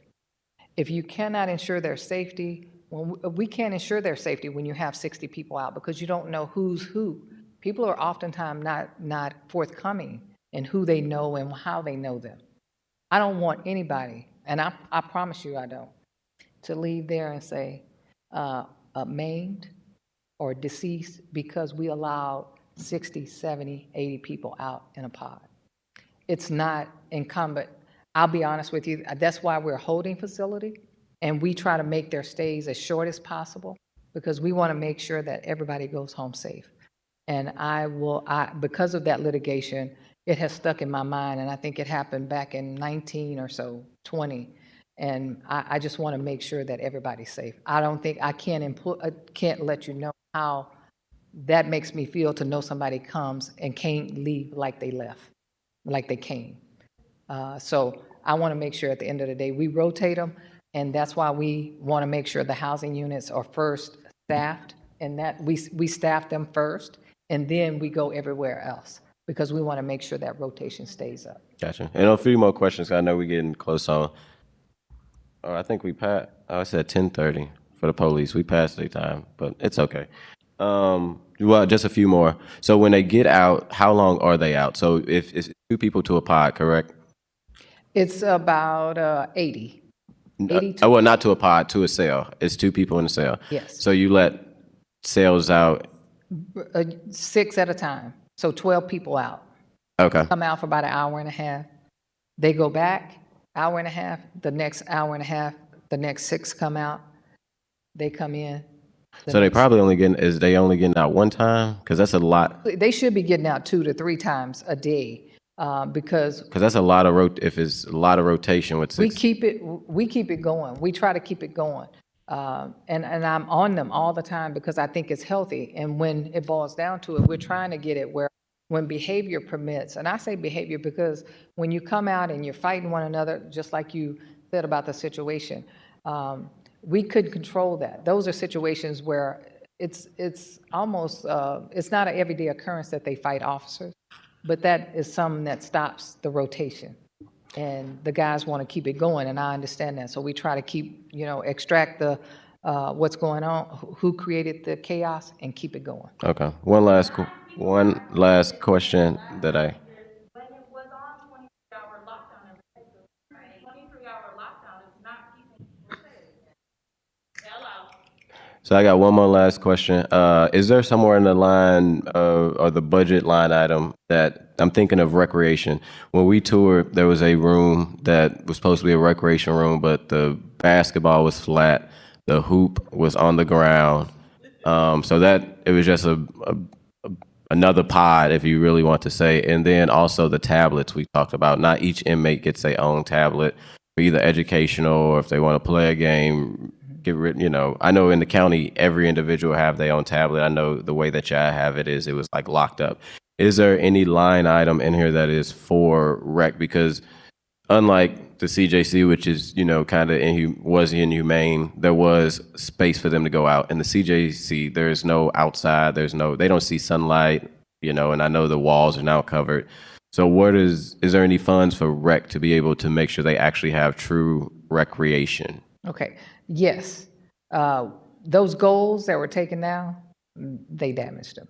Those flat balls that you've seen, they made them flat. So we're in the process, we did buy goals, and we're putting new ones up so they can go inside of the rec cage. What we're trying to do is make sure, we have to get something that accounts for the handballs and the basketballs and things like that. We do have a budget for that. Well, let me say this. We spend what we get on the commissaries to purchase the balls and things like that. We actually bought chess and checker things. However, they were taking them and stuffing them in the locks. So do you want me to keep them safe? Or, and I have to talk to them, and I tell them, what do you want? You want to do rec, or are you trying to damage the lock? And at the end of the day, they say, we want to rec. Well, if you're going to rec, well, then we want you to, but don't damage the items. Over the last 6 months, we've had over 1,200 tablets damaged. 1,200. We only got 647 detainees. And so they're damaging them at an alarming rate. And what we're trying to do is say, hey, we're giving them basically 1-for-1 tablets. And we started that. We've always kind of had 1-for-1, and we just let it dwindle down because they were damaging him. So we just had one detainee take some water and pour it down, and he says, I don't want my fellow detainees to have access to the tablets. What do you want me to do? I mean, that's where we're at. We're getting people damaging it because they don't want Spencer to come out tomorrow to get a tablet first. So, I mean, these are instances. This is not a every other month occurrence. This is a daily occurrence inside the facility. Okay. This is my last question. What's the update on the locks? We are complete. They finished back in January. We were just waiting on some the officer stations to be completed, and then we can fill the other units on the second floor. Okay. I got to jump on personnel, Madam Chair, so I got to go. Okay, thank you, Alderman Aldrich. I have a question that was relayed to me as the chair from a member of the Board of Aldermen who is not present, related to the revenue line for the CJC pertaining to telephones. And can you speak, the budget for that line item, the revenue is lower than last year's, and so the concern was whether or not detainees have adequate access to telephones. They do. What line item are you looking at? This is in the revenue book. So if I'm in the page? revenue book, page 20, looking at line. Most people don't bring the revenue book, so you may not have it. Yeah, so I mean, I understand that. It's not going to be in the line item detail because that line item expenditure side, so this is the operating plan. But if I'm looking at the revenue line, Fund 1111, corrections, phone communication. So last year, actual was 367,000, and this year is projected 265,000. We were giving, we let the PD phones, the phones up on second floor, they're all free to call from. So that kind of lowers the commission. It's a lot of things like for Mother's Day, we made sure the females detainees were able to call with no cost to them. So little instances like that kind of affect it. Actually, too, we have a lot of people with mental health, and so they don't like to utilize the phones. If they do, we provide it to them. However, that plays a role too. And usually if we get a call from a parent or whoever to say they with someone that may have some mental health issues, we ensure that those calls are made and it's free to them. We'll pull them in the office and let them make a call to their parent.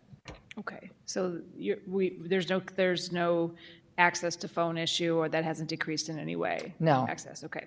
So thank you for that. I do want to say too, I mean, for next year especially, and if you'd like to come back with a presentation, I mean, I think that this is an opportunity, as several of the committee members pointed out.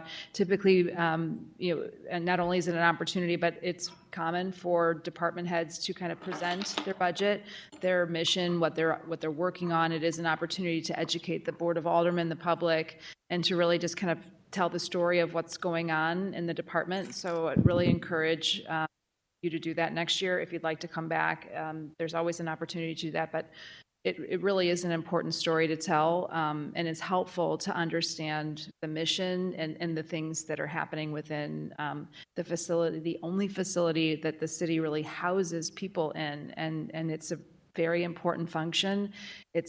We're handling human beings, and their well-being is in our custody overnight for periods of time. And as we've pointed out, the news regarding the people that we are charged with caring for, the news hasn't been positive. And so we're here to help. We want to make sure that you have the tools you need to protect and serve those folks in our custody.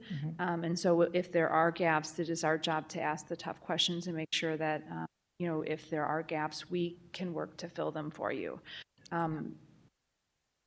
With that, I'll turn it over to my colleague from the 6th Ward for one final question before inviting. Well, I just really want to just add to what Madam Chair just said. I would actually encourage you, if it's okay, and you would, I know we've got a busy schedule, but for you to come back before the end of this year, with a presentation. I think given everything that has happened, I think all the folks on this committee said, we're here to help you, but if we don't understand, we can't do.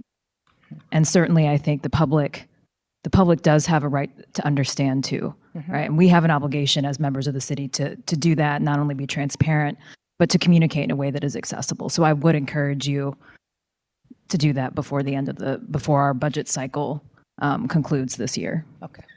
Recognize the tough job that you do have.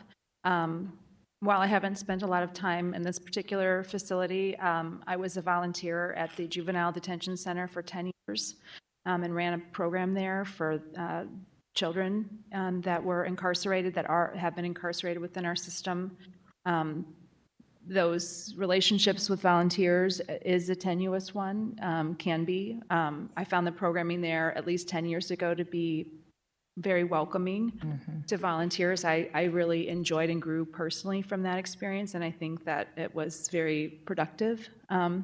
But it is one that is tenuous. So, I mean, I think that those questions and that the line of thought is very, very, very helpful. It is a challenge, but I think it's important for us all to remember that those folks that are in our custody, the vast majority of them re-enter our community, and everything we can do to help them on their journey to become, coming back into our communities, living with us, being our neighbors, and being part of our city is important work and valuable work. Alderman Aldridge, did you have a closing thought before we close out and move on to SLMP? One last quick question. On your policy for visitations for elected officials, is there a policy? Because I know there's kind of one, kind of not one. And I know there's legislation pending. Do you have a official policy on? It's online, yes. Okay. Yeah. I'll check it out. Okay. Thank you, Commissioner. Leslie, because we've had the chief waiting for 40 minutes now. Yeah. That's okay.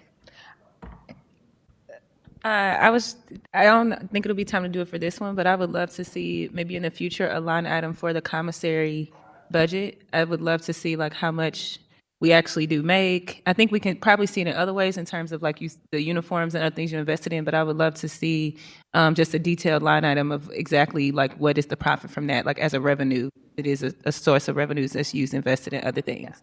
Okay. Thank you, Commissioner. As we bring in the chief, I just want to recognize that we have a large number of members of the public here. Thank you for being here today. It's important that I just want to commend you all for spending your morning here. I know these are really tough issues, ones that are very emotional. Thank you for remaining quiet so that we can conduct our hearing in a way that isn't disruptive. So I just wanted to recognize that. And then can we bring in the chief to then hear now St. Louis SLMPD and the police department.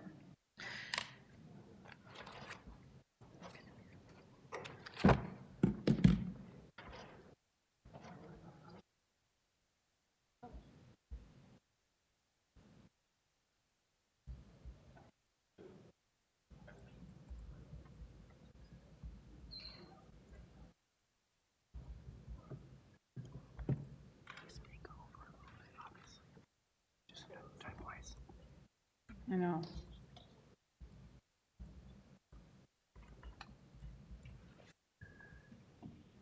Chief, thank you for being here today. As I've kind of mentioned to previous speakers, I think you probably know the drill. We'll start out with whatever presentation you'd like to offer. Any staff members that you have with you, introduce yourself as well as them for members of the public who are watching who may not know who you are or who your staff are. And we'll invite you to give a presentation, and then we'll turn it over to the committee for questions. But most importantly, I want to thank you for being here today. Thank you for accommodating our schedule. I know that you're early, and we've put you behind a little bit. Well, thank you, Madam Chair and members of the committee. With me today, well, first of all, Police Chief Robert J. Tracy of the St. Louis Metropolitan Police Department, thank you for having me. And with me today, I have our Fiscal Management, David Daniels, who will be with us today. Also, our Director of Public Affairs Division, Mitch McCoy, and then also, I want to get a title right, Monet.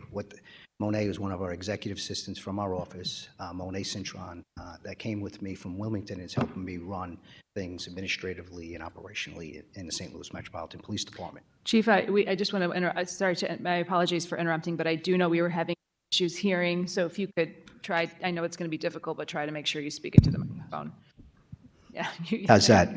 That's excellent. So my apologies. Chief Robert J. Tracy, St. Louis Metropolitan Police Department. With me here today is the Fiscal Manager, David Daniels, our Director of Public Affairs Division, Mitch McCoy, and Executive Assistant from the St. Louis Metropolitan Police Department, Monet Cintron. Thank you for having me today, Madam Chair and members of the committee.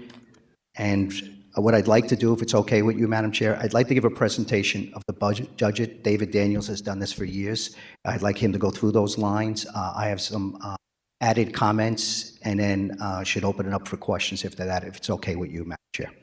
That would be excellent. Thank you. All right. So I'm going to invite Fiscal Manager David Daniels up to the podium. Dave. It's going to be tough for you, Good morning, Dave. Good morning. I'll put it here. Decide. You had something you wanted to pass out. I'm sure we could. Yes, ma'am.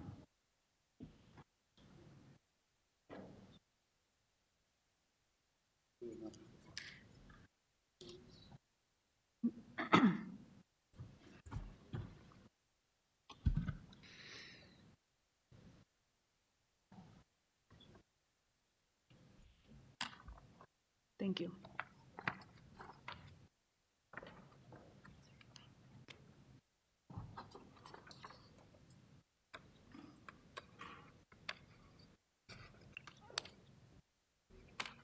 Okay. And again, what I just passed out to you, a little too close. What I just passed out to you, I apologize for the small size of the font, but it's the only way to keep it manageable, right? This is just across the top, this is just a listing of all our funding sources.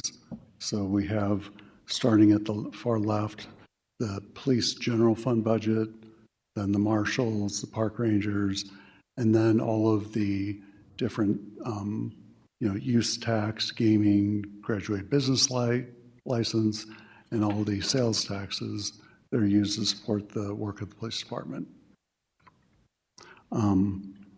And then I draw your attention to the second page at the very bottom. Our fiscal 25 total is essentially flat compared to the previous year. It's only about $300,000 higher. Obviously, some line items are going to be higher or lower than the prior year. But this is the overall city funding for the police department. I have not included pension because that's budgeted separately from the police department. And so, but pension's not included. Okay, David, I think this is, these are a lot of numbers. What I'm looking at here is a total police department budget of $182.9 million for fiscal year '25. Right.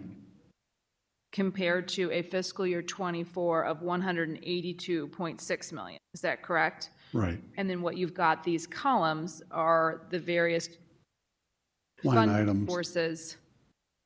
Oh, pardon me. Is that right? So you've got the use tax fund covering 23 million, gaming fund. I assume the first column is the general fund. Yes. The 127 million from the general fund. Yes. Okay, that's what we have in our budget book, that 127.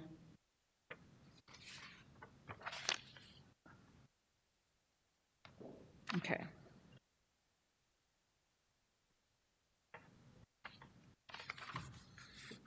It's going to be a little difficult because in our budget book, we've got 127 as compared to a proposed budget of 148 million. Is that correct? Okay, this is 148 for the general fund. Well, I'm looking at what was requested in the budget okay. book. What was requested of the police department was 148.9 million, according to our budget book, the overview. Yeah, this is just. What is being proposed by the Board of E&A? Yes, what went through E&A and has now been presented to you. Okay.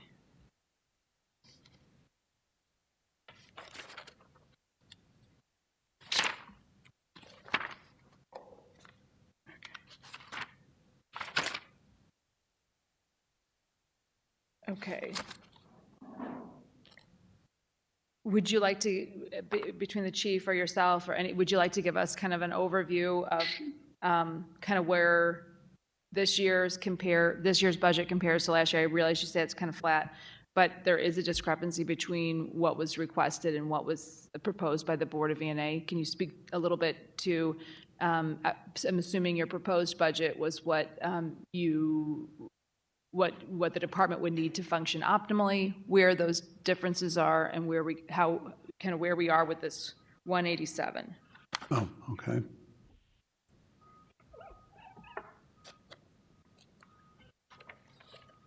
Excuse me, 189. So. Yeah, well, then it's probably best that we start with just the general fund budget.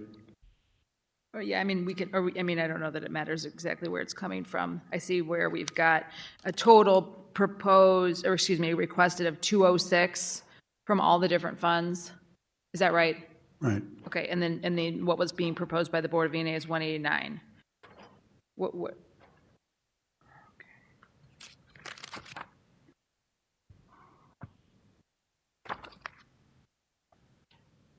Do you want to talk a little bit about what was proposed, what was requested that wasn't granted?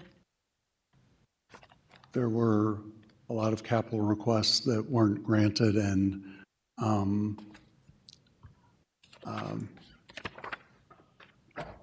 so there would have been vehicles, there would have been improvements to, for example, on the top of the old headquarters building, there's a tower there that's very old.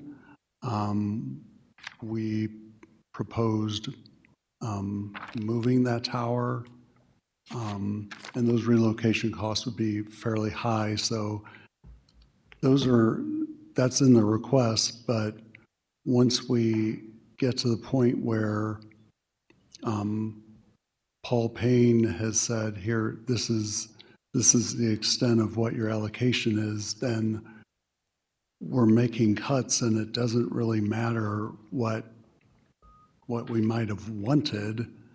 And we did let the different divisions of the police department make their sincere requests about what they wanted. But if you wanted a full accounting of everything that got cut out, Well, I'm looking for broad strokes, you know, like, for example, kind of going through this, I see significant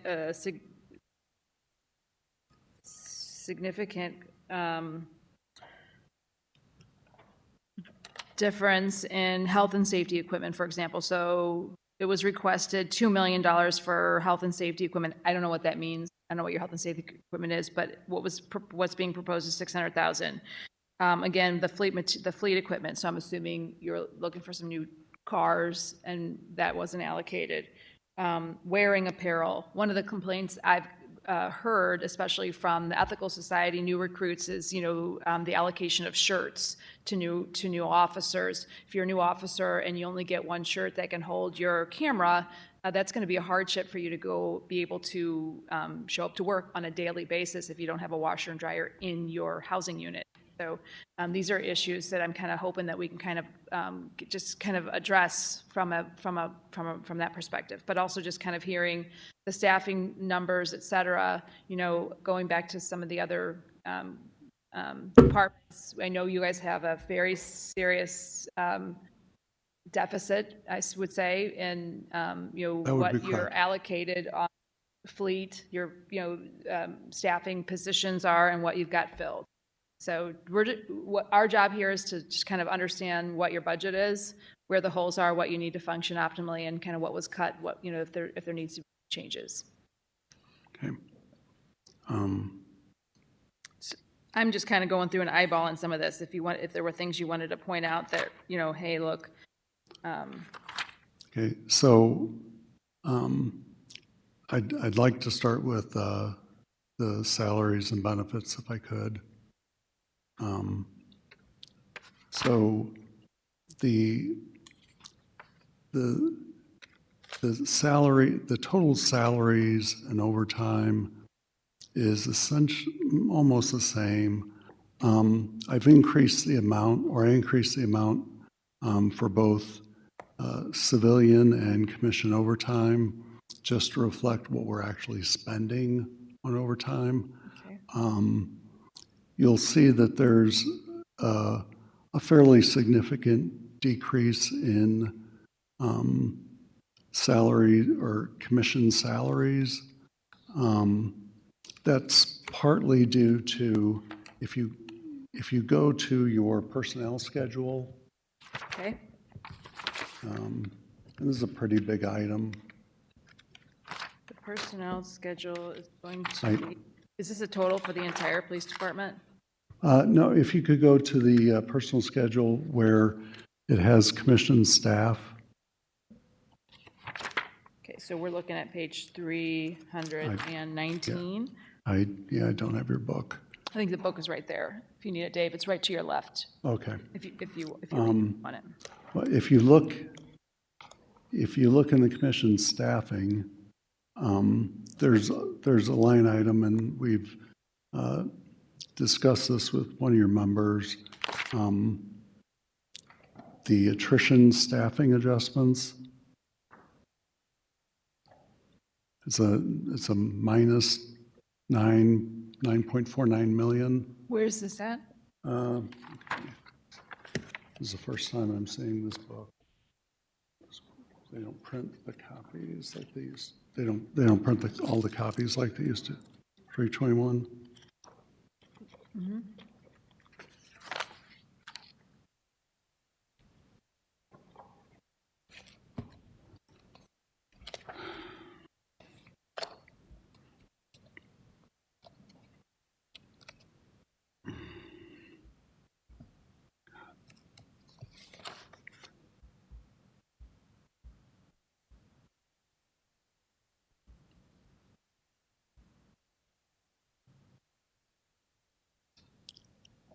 Okay, so about halfway down the page. And you'll notice that that number has increased a great deal from the prior year. Which number are we looking at? This, Well, so when we're looking at the, there's a lot of numbers. So when we're looking at the staff, okay, so when we're looking at the staffing table, if you notice that the attrition number has increased from a minus 5 million to minus 9.5 million. okay, maybe you can give us the number. What is the number you're looking at? Okay.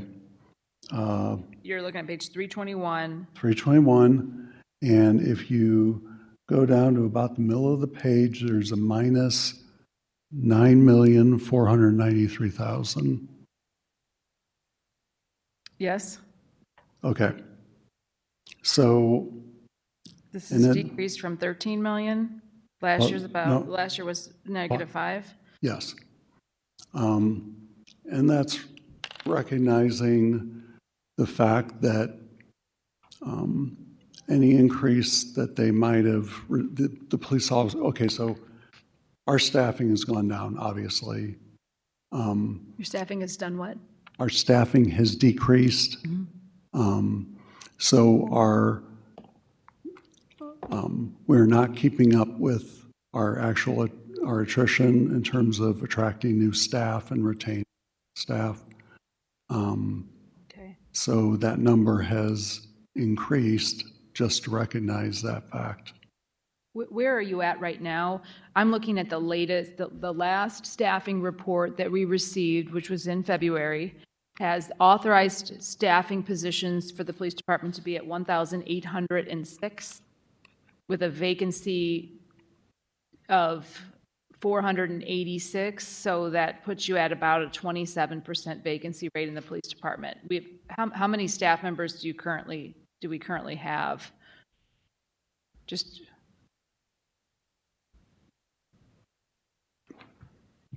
Right now, we have 911 commissioned plus trainee officers in the police department. When I first came aboard, it was close to about 1,000 commissioned police officers and trainees, and that was back in January 9th of 2023. Each year, there's been a marked decrease starting from 2020 going on down, where we've been hit with attrition, where we weren't recruiting as many people that were coming in. And every police department in the United States has felt this. It's a crisis throughout the nation. It's one of the #1 issues that we talk about as organizations and police organizations around the country, and in my counterparts in almost every police department in the United States, especially ones that run cities. I can't speak about small municipalities, but the larger police departments, because of trends of people not wanting to become police officers, but we have slowed down attrition from years past, and this is something that I've testified in Jefferson City when I've testified against state control for local control to keep our police department under the direction of the mayor and also the Board of Alders with that oversight. And some of the things I talked about. No peace. Defund the police. No justice, no peace. Defund the police. No justice, no peace. Defund the police. No justice, no peace. Defund the police. No justice, no peace. Defund the police. I'm gonna have to ask. I'm gonna have to ask. Defund the police. No justice. I'm gonna have to ask the clerk to come and get some order in the chambers. Okay.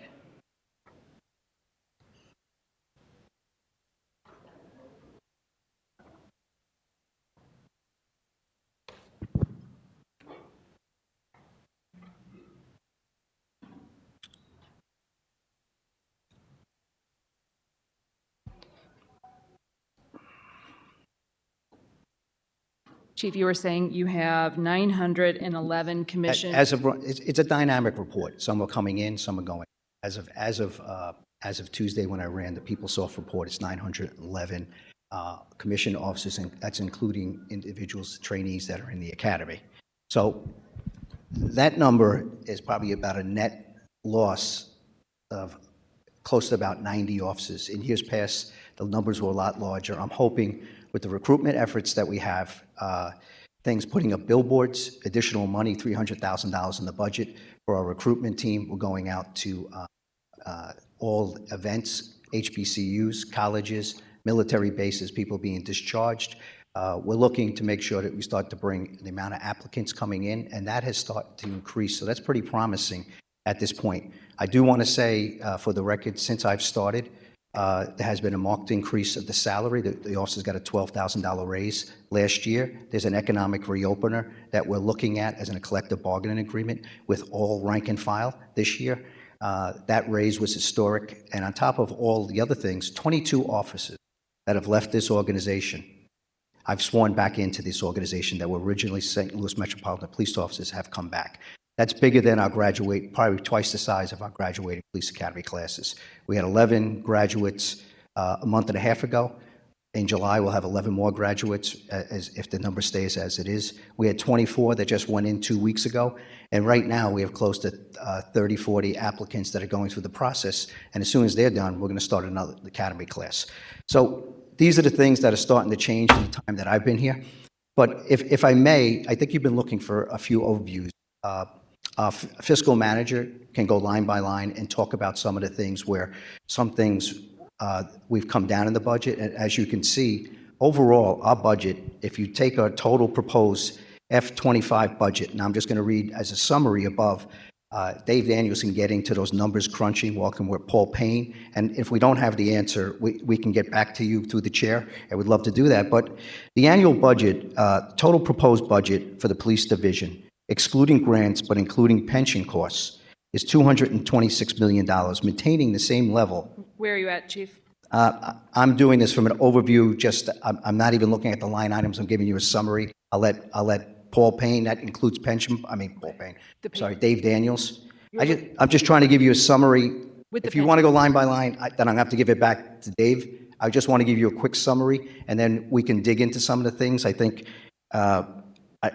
as a presentation, I would love to just get some of these things out there to explain that where we have seen some cuts has been in some capital improvement. We've looked at some things where we're taking care of things in this fiscal year that we're not put in FY25. We're also looking at there's things that we have proposed for IT improvements that we're going to offset that and try to do that in the next fiscal year. So that's why you've seen some of the places where we've tried to have a budget, do our best to keep up with, as we get salary increase, as Dave would tell you, 92% of our budget is salaries and benefits. So we're dealing with the others with about 8% of things to do that we're trying to manage and prioritize, and then looking at where we need to be to have a budget that can pass. We prioritize some of the things. So our proposed budget and actually what we requested in our proposed budget, you're seeing some differences. We can get back to you on some of those things that are sublines on the overall lines of where we've had those reductions. I would ask Dave to do that. But there's some things that I just wanted to let you know that we're almost even where we were last year, but our requested budget, because of the salary raises and everything else, we were looking for additional things that we're going to put off for the next year. We had to prioritize that. Thank you, Chief. The police department's budget on the personnel schedule is difficult to understand because of those negative figures and the way that the accounting works on it. So it's it's not as straightforward as the other departments in city government. It is extremely confusing to try to understand. Broadly speaking, your staffing funding has remained the same. But as you pointed out with these significant raises, if we've got higher pay and the same amount of money, I'm assuming that we've reduced the force or the number of officers we're funding. How is that not, I could be misunderstanding, this is very complicated. Our budgeted strength has not changed. the amount of officers has gone down. Say that again. Our budgeted strength for the amount of commissioned police officers has remained the same. In a financial sense? Has Yes. the number of commissioned officers budgeted changed? No, the amount of officers has changed. The budgeted amount has remained the same Yes. year to year. With our hope to getting back up to budgeted strength through the recruiting processes. And then there's things that happen with that money where we had these officers budgeted. We actually are able to use some of that money with that gap to have additional overtime to make up for some of the gaps that we might have by not being at budgeted strength, to use in the communities, to strategically use to reduce crime in all parts of the city. So what I'm looking at is 1,659 proposed staff members for the police department. What I'm trying to understand, I'm sorry, Chief, you have 911 commissioned officers and trainees out of a total staff, what was last year at 1,800. I'm trying to understand if your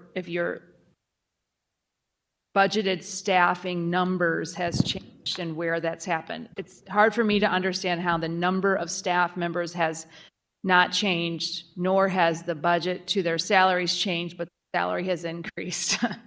Those three facts don't marry well together in my mind. If you're saying that, so that the budget for staffing has remained constant, correct? Yes. Okay. If the budget has remained constant and the number of officers has also remained constant, but the salary has significantly increased, how do all three of those facts marry together without? Okay. What am I missing? Does that make sense? What am I missing?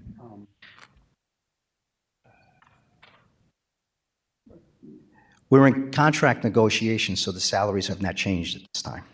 So some of these raises that were proposed are going to go into fiscal 2025, right? Yeah.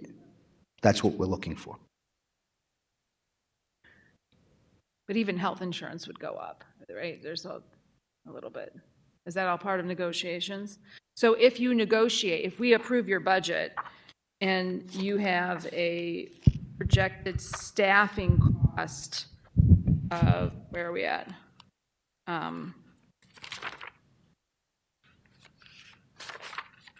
$103 million for staffing, and you negotiate higher wages, where is the additional funding going to come for those raises? Okay, so just to make sure we're on the same page, if you look at the handout I gave you,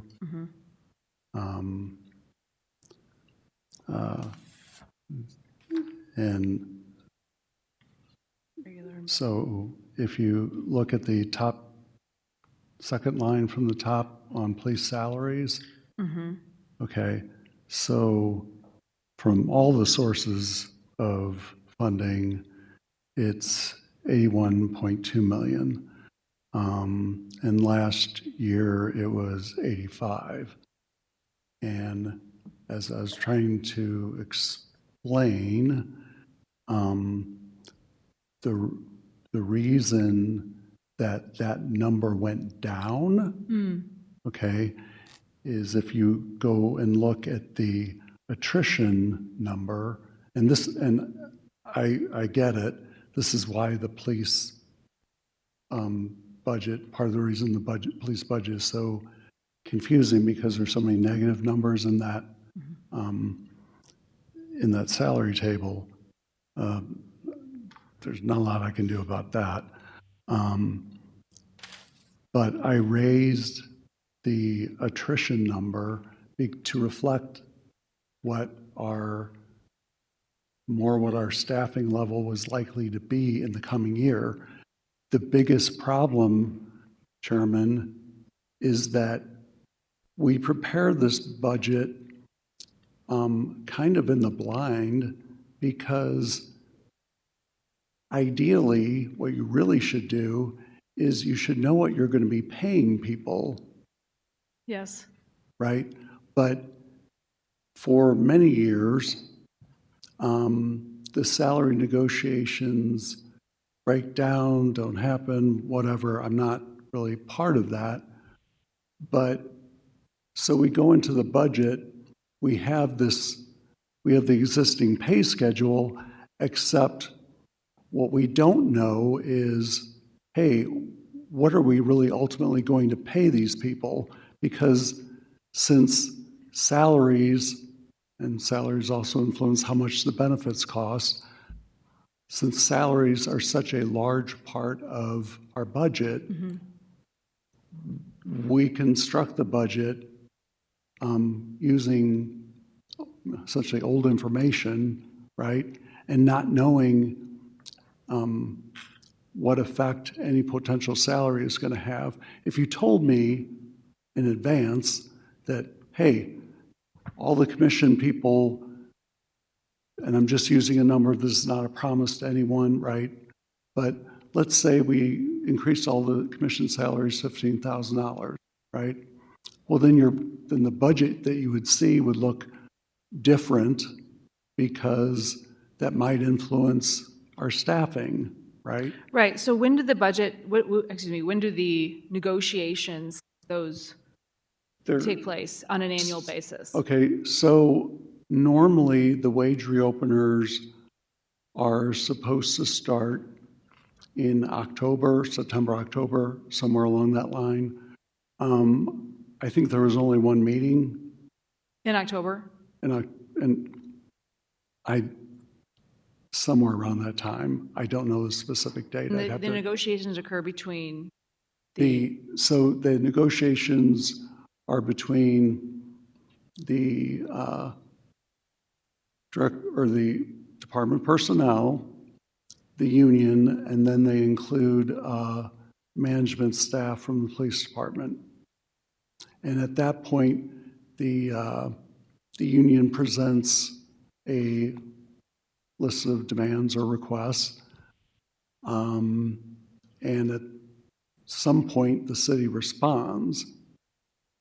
But typically, what happens is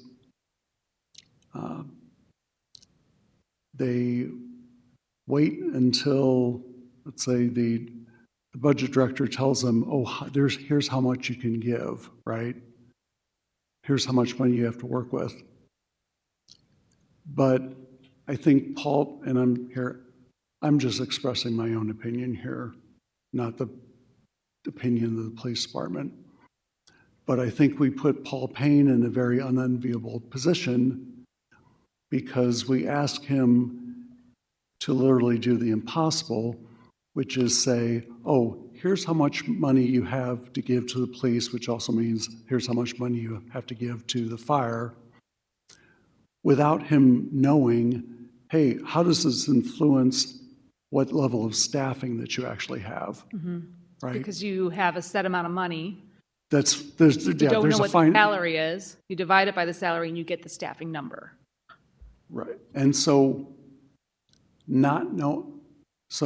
because we start off this budget process, I figure, for the commission, for example, I figure with the existing pay matrix, and if they got their step during the year, which they normally do, what would that cost? And then I also budget for all the vacancies. Okay, just so that we account for everything.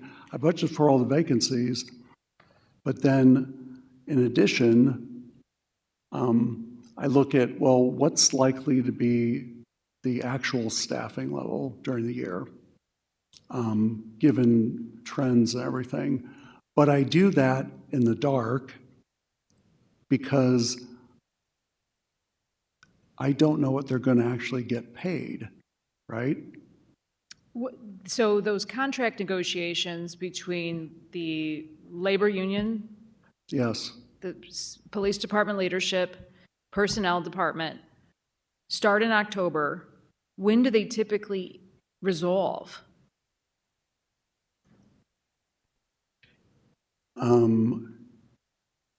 Too late for me to incorporate the effect into the budget normally. So we don't know what the negotiated contract is going to look like, what our police department's going to be paid. No. How are we supposed to approve a budget for the salaries of folks we don't know what their salaries are? It's crazy.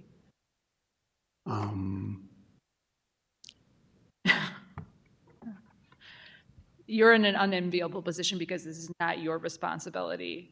Your role is not negotiating these salaries. Your role is to develop this budget. Correct. Okay. Historically, what can we do? When do we expect to know when do we expect resolution on those contracts? I don't know. When did the current contracts end? So normally I think they do them just for 1 year. And, as part of the contract, there's supposed to be a wage okay, so the ideal process is there's a wage reopener in October. They iron out what they're going to pay to them, what the pay matrix is going to be, and then someone like me plugs that into a pay matrix, figures out what the pay is going to be for all the people who are currently working, right? And then figure out what the rate of pay will be for those positions that are vacant, right? And then figure out, okay, given how we're doing on attrition and staffing levels, what is a good number to plug in for a negative as far as like what positions, what salary money we're not going to need. So in other words, it opens in October and we're still in May in negotiations. Is that, and then we don't have a resolution for what the salaries are going to be. And so if we approve this budget with last year's salaries, and presumably next year's salaries are going to be different, there's going to be a discrepancy that we're going to have to figure out how to meet that negotiated salary rate. Right. So I want to make sure that I'm not misspeaking, right? Because as far as I am aware, nothing has happened. This is Alderman Aldridge. I know, Alderman. I think I don't know where the negotiations are. No one has told me that they're close to being settled or what is happening with them. Well, this sounds like pure insanity. Ryan, could we put in a request to the Director of Personnel to better understand where we are in these negotiations? We are under we have a fiscal duty, responsibility, and it's under our charter. We have a sworn duty to pass a fiscally responsible, a balanced budget. And if we're passing a budget that does not include salary increases, by definition, that can't be balanced, and we would be going against our charter. So I want to be mindful of that. Ryan, do you mind reaching out to the Director of Personnel to understand where those negotiations are? And we may need to, I just want to make sure that, what I want to make sure that we're doing is funding a police department that can staff the way we need to staff. I think, I understand that crime rates are down, and I want to commend our city on that. But when we have gun violence, when we have acts of, we have people driving with complete disregard for the safety and well-being of our community, there are acts of violence taking place in our city on a daily basis, and we need to make sure that we have a fully funded and fully staffed police department who can respond to those very violent situations. And so I just want to make sure that we're doing this in a way that doesn't catch us off guard, and we're fully funding you all. I also, as kind of going through those pieces, with the line items on the sort of camera supplies and the shirts, I just want to make sure that we're addressing those gaps that are causing issues with morale within the police department. I've personally heard having shirts and having that equipment is imperative to the health and well-being of our officers. And so for cutting that, I just want to be very clear that's a decision we're making, but it is important, especially for new recruits and new officers who are taking a leap of faith and joining our police department, that they have the things they need to be successful and to feel appreciated by their employer. And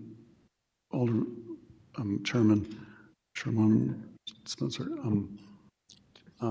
that's why it's so important to know what the pay matrix is going to be, because all the other things in the budget really are able to be afforded or not afforded, right, based upon what we're paying in salary and benefits.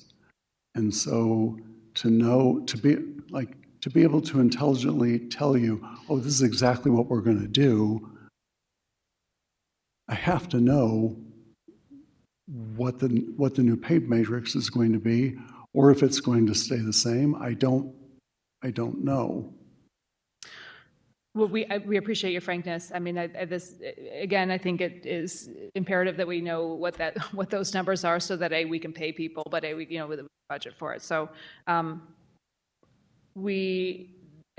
let's just kind of, in order to get through this hearing, we have a staffing number. The number of staffs, the 1,600, et cetera, is equal essentially to last year's budgeted staffing amount, correct? So we're not decreasing the police force with this proposed budget. No. It's staying the same. We are staying the same in terms of the budgeted number of positions. Okay. Right. But what this budget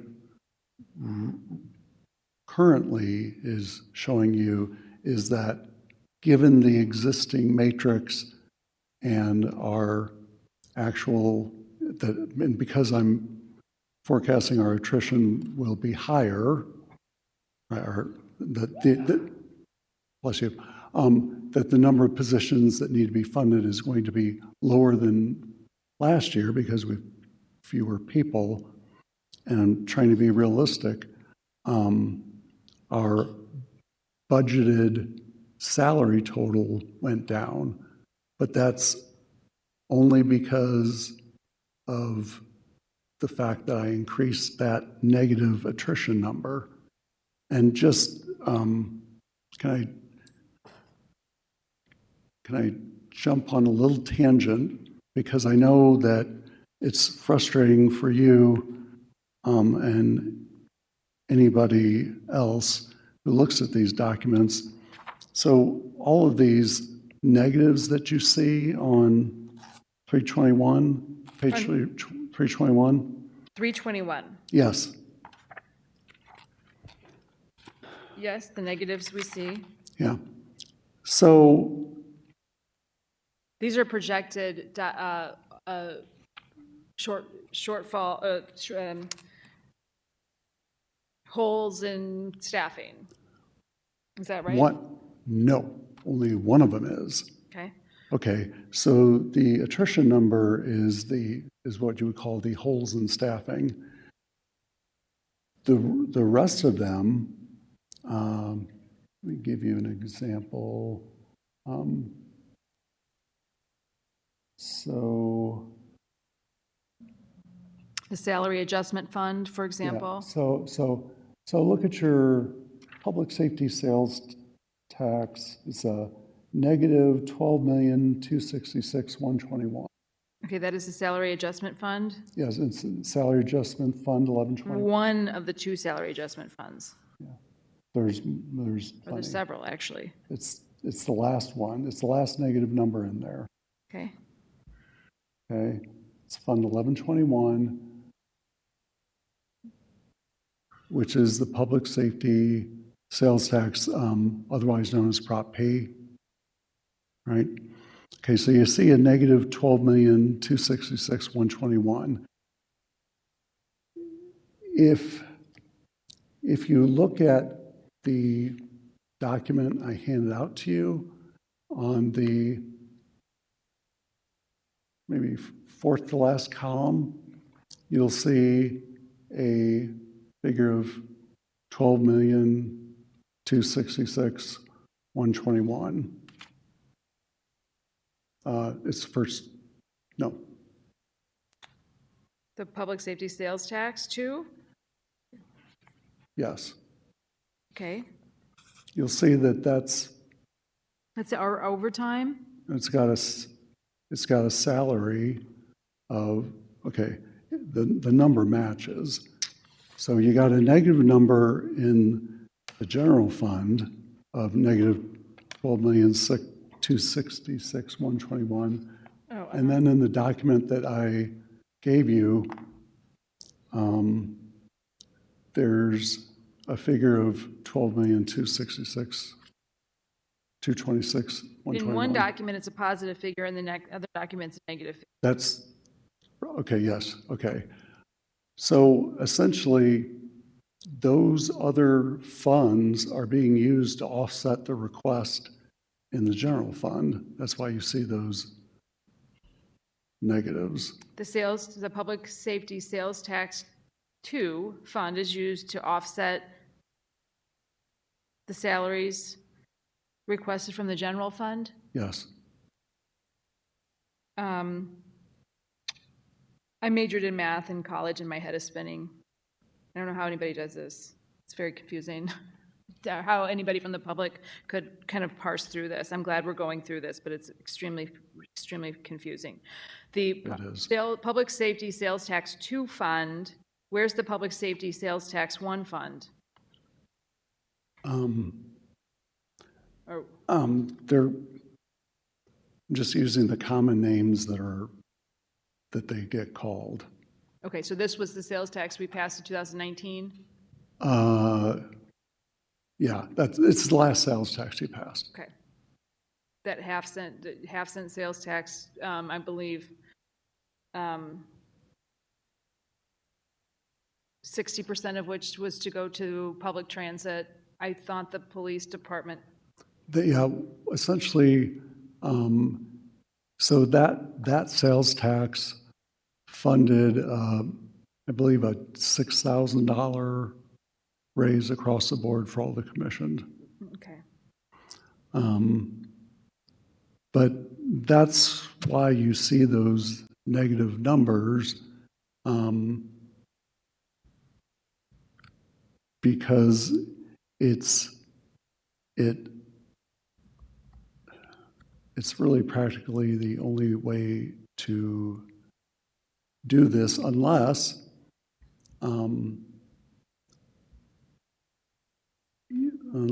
let's say the budget division just did a transfer into the general fund from those, move that money into the general fund and then allocated it. That would be one way that would be maybe less confusing, but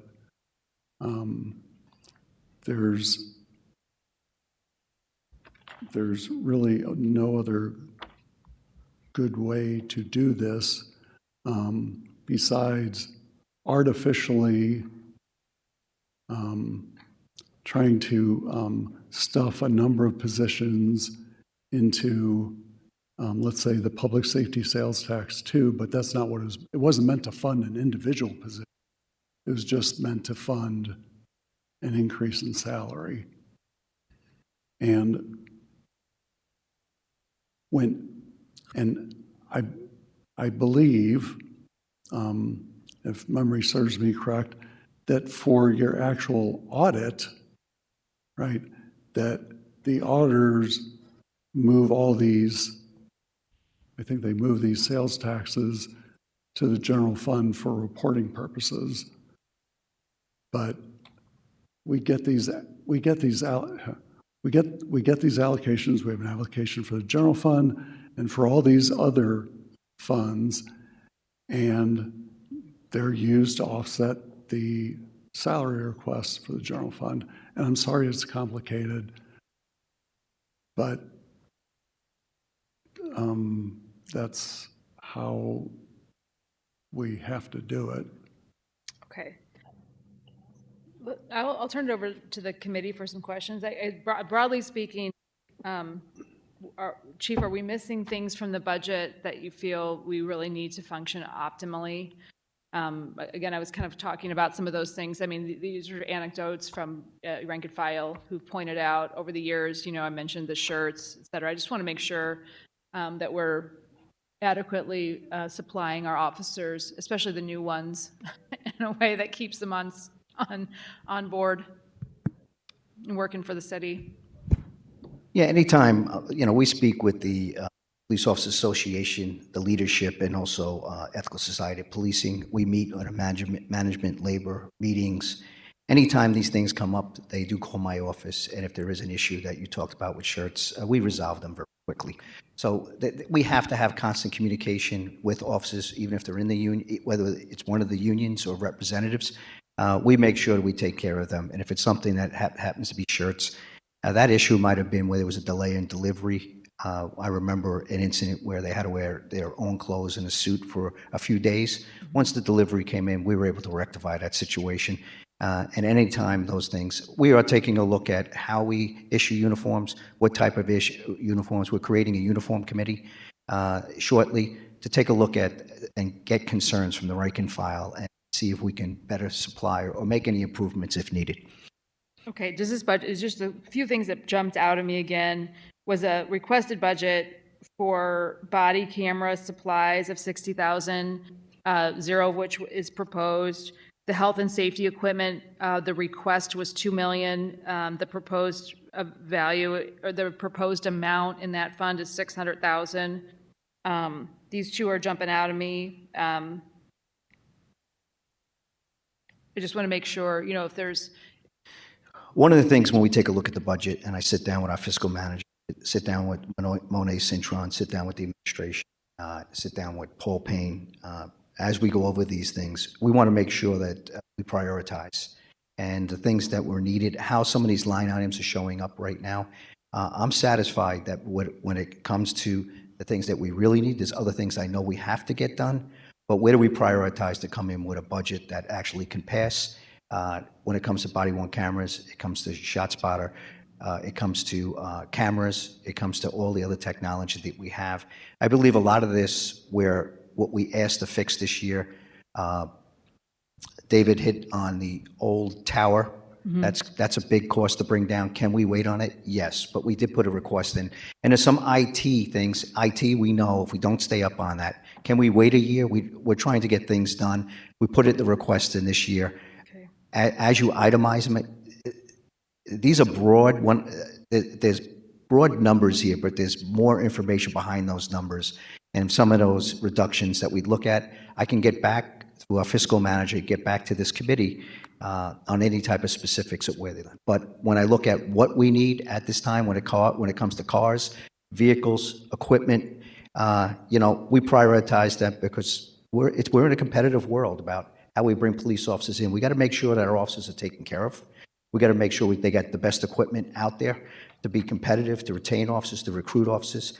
And those are the things that I look at as well, being in this profession for the years that I've been here. So the other things that can wait, I'd rather try to take care of them now. You put the requests in, can we get them through? And as we go through any budget, we're gonna try to maybe ask for everything and see what we can cut out when it comes back to where we have to be in a place that is fiscally responsible to the citizens and coming before this board.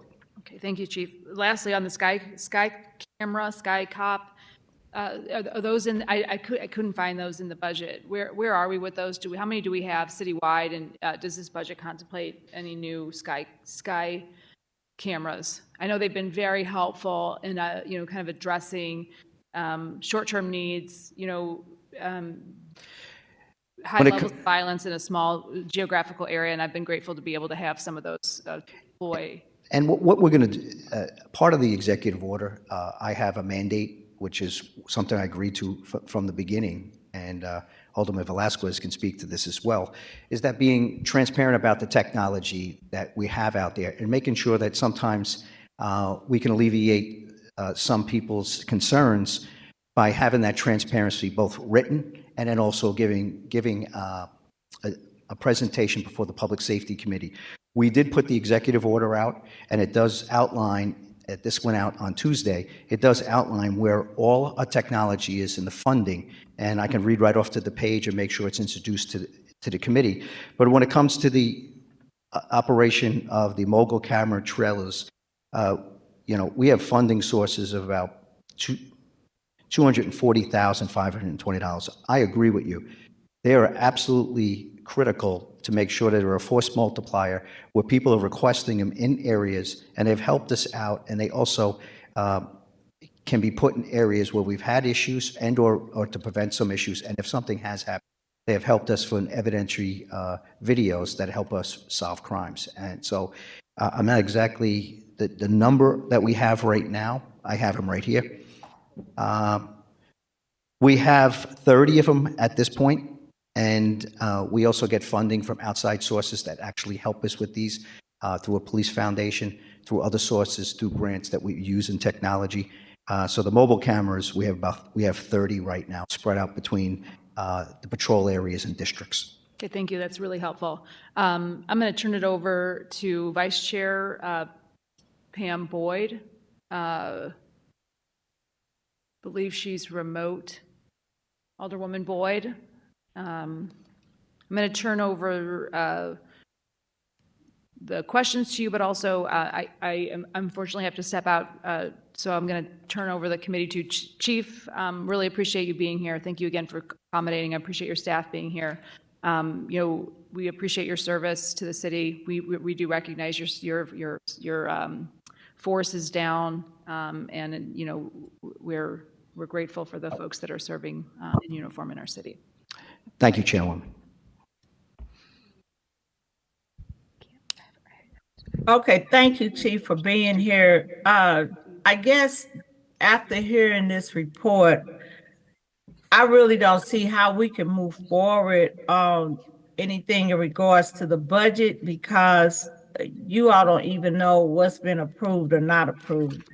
And all I kept thinking about is when we had to go back the last time and we had to revisit the upper management that didn't get their raise because we weren't in order, and that those people weren't able to get their raises. And so we had to backtrack to get them on board. So I just think it's a bad situation to put us in, because it's neither here or there that we can talk about the budget in regards to the police department. But I want to make sure that everybody understands those cameras, those roaming cameras, are becoming the shell cars we used to have years ago.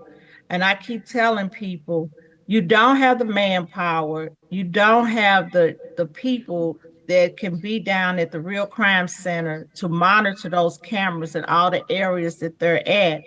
And so if you don't have a plan in place to make sure that you have some kind of visible patrol to let people know that somebody is watching, it's not going to change. We're going to keep spinning our wheels. So I appreciate you all trying to look at ways to improve it. And technology is what technology is. But we can't keep continuously to keep looking at cameras to fix everything. It's not going to work. And so we have to have the manpower to be able to not only do the IT, but to manage the cameras, but to manage the communities to ensure that the services are there. So I appreciate you and your staff for coming in, trying to present to us what you can with what you have.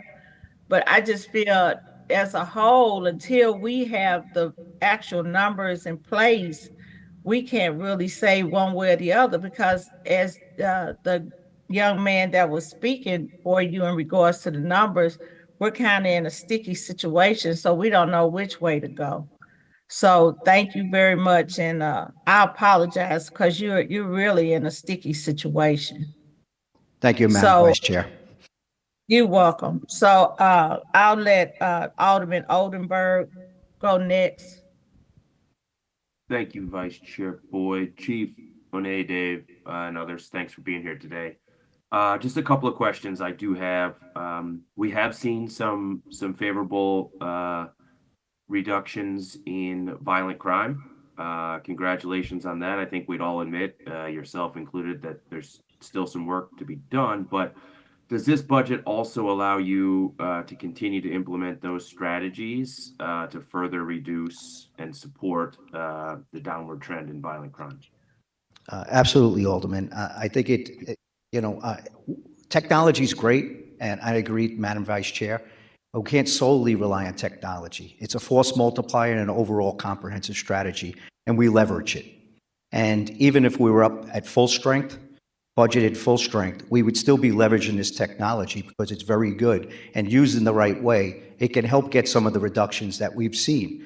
I'm very proud of the men and women, both commissioned and civilian, of this police department, because all police departments are down. And I celebrate the ones that have stayed and the ones that are coming in. Sometimes we talk about the ones that leave and not getting police officers. Let's celebrate the ones that are here.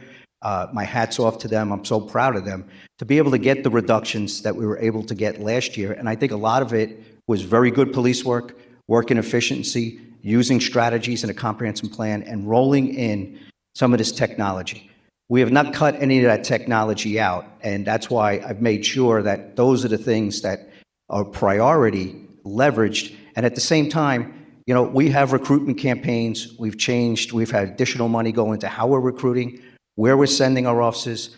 We're starting to see a different hiring process that was put in with a new program that we're taking more charge with the oversight of the Department of Personnel. We're seeing more applicants coming in. But as we know in policing, it takes 18 months to put police officers on the street. And then what I'm very proud of, that with the raise, we're competitive last year. We have an economic reopen that we're talking about earlier, where sometimes we can't predict where we're going to be in 2025 for those raises, should there be raises. And at the same time, 22 officers that left St. Louis Metropolitan Police Department have come back. So we're starting to get people to come back. It's going to take time. It's a crisis throughout the United States, but I actually see attrition slowing down where it was happening at such a fast rate for the last 3 years, from 2020, 21, and 22. 23, it slowed down, but we're still losing bodies to attrition, but it's slowed down. Hopefully we can turn that corner with a lot of things that were put in place. But the technology, sir, that you asked about, when there are cuts, those are some of the things that I ask for, and make sure that we prioritize, that we can still get the safety out there, especially with the technology that we need. And even when we had the surveillance bill, there were some things that we went back and forth with an executive order, and also one of the ordinances, to make sure that it was transparent, people knew it was happening, we have oversight on it, but make sure that we're using it to protect our public, make sure we're using it the proper way and not violating people's civil liberties. I appreciate that, Chief, and also you also answered kind of my next question around recruitment. So I appreciate that as well, that you are doubling your efforts on not only retaining but recruiting more officers, and we know that obviously correlates to a direct impact on. Yeah. And sir, if you see some of the billboards that are out there, we have 10 billboards, digital billboards throughout the region now, trying to bring that in. We're investing more in the Explorers. We're investing more in the Cadet Corps program. We're looking for tuition reimbursement. We're working with Harris Stowe for a urban youth academy, where we're bringing kids and introducing them into our profession, building and trying to build the trust and trying to get to them when they're younger, and especially with the Explorer program. So all these things are going to take time that we can manifest into getting them into the pipeline, should they want to be a police officer, and through the vetting process, they're the candidate that can be the right police officer. Thank you. You mentioned transparency and the surveillance executive order and the recent legislation. I certainly want to commend you and the mayor's office actually on this as well, of releasing a historic surveillance technology oversight report that was just recently released. I haven't thumbed through it all, but is there anything you can maybe highlight in that report that went into it for either the community or the aldermen on this committee? Well, it was definitely from the executive order and also having the administration understand that, working together with the police department. I also want to thank members of the Board of Alders and some of the people that are in front of me right now that have all worked on this bill to come to a place where I think there was a consensus that it protected the use of it, but it also protected to make sure that we're using it in a proper way and we're being transparent without jeopardizing the use of the tool or preventing us from using it, but make sure we're not violating people's civil liberties. And this report is one of the things that came out through the executive order. And then, in the near future, we've already talked to the chair of the Public Safety Committee, Alderman Brett Narayan, and we're going to schedule the presentation that we'll be giving on this public safety report. And then also any question that should be asked as mandated by the executive order and the ordinance, which I'm happy to do because that was one of the things I said we should be talking about this. And I'll be happy to speak to that through the budget and or to a presentation to Public Safety Committee. Thank you, Chief. My last question is just more of a statement, but somewhat I would like you to speak to it is, we often hear around community engagement and how important it is to engage the community when policing. I've certainly noticed your personal presence as well as many of your officers and watch commanders showing up at neighborhood association meetings, showing up at various business associations and other organized ward groups and neighborhood groups that exist. So I certainly want to thank you and commend you for that. Do you see that continuing to move forward? Because I do think that's an important interplay, and I think you would agree, between the community and the police to stay in constant communication. Yeah, that's just as important as the strategy we have in place. If we're not working with the community, meeting with the community, we can have some success, but never long-term sustainable success. Having these things, that was the number one thing coming in where I've done this in other police departments, that we will be at each and every meeting. And I'm not sure what's going on here, but there's been a disruption with all police departments, all businesses because of the pandemic. And then we had some civil arrests after the George Floyd murder.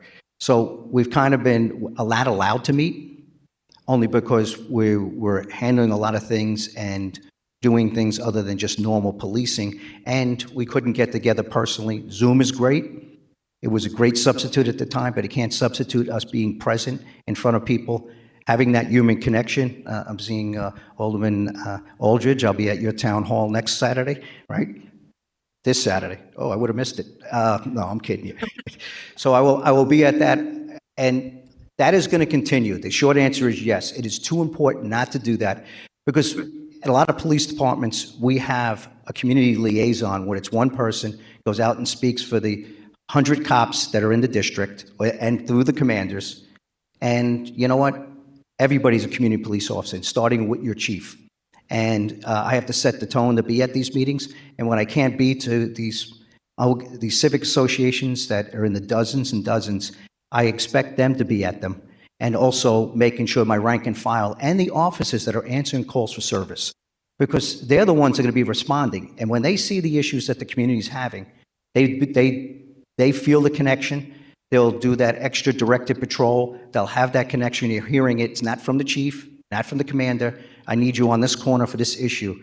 They'll see it's coming from the community and we're working together. And that starts to build that trust. And we have a long way to go. We got to sustain it. And I think it's something we need to do each and every day, sir. Great. Thanks, Chief. I have nothing further. Chief, appreciate your service and all those in the police department as well. So stay safe and keep up the good work. Thank you, Alderman. Okay, you all kind of have to help me because I don't know who is out there. So is it? I'm next. Velasquez. Okay, so Alderwoman. you Yes, next. it's me, Alderwoman Sunier, and then Alderman Aldrich. Okay, thank you so much. Thank you, Madam Vice Chair. Thank you, Police Chief Tracy, for being here, and Monet and staff, and I see folks from the mayor's office. So I guess I just kind of want to back up because I think we got a little bit bogged in some details. I just want to say I think budgets are always, an anticipation, approximation of what's to come. So I'd be curious to how we handled this process before, because I feel like it's always budget and negotiation. But I hear that things are, they're imperfect because that's why you have action, said from the not accounting science person. But I just wanted to just go through a couple things. I know, Chief Tracy, you're going to talk about a line item budget when you present to public safety that's going to include the grant funding as well, which isn't included in this budget. And it looked like grant funding overall was down 24% for this year. And it also looks like, if I have my notes right, that 24 positions, and I'm asking about the grant funded positions, if you could just talk briefly, maybe if it's possible, what kinds of positions those were that won't be funded this year through grants? So we had the department's authorized unit strength was proposed at 1246, including 55 trainee positions, is a decline of 24 positions, resulting in expiring grant-funded positions. So this would be commissioned police officers, as I understand it. And right now, we're well below our budgeted strength. So that grant, I'll have to review what happened to that grant. Was it a sunset expiration, my apologies, expiration on this grant. But I would need to get back to you through the chair to make sure that I don't want to speculate, but I see exactly where it's coming from. But I want to make sure I give you the accurate answer. Yeah, and I think if presenting this, and even when you present to public safety, I know you all said this is not the grant budget, and I just asked a question about the grants, but just in the conversation about staffing, I think it just stood out to me. I also noticed, if I read the budget right, that there's not a budget for an assistant police chief. Did I read that?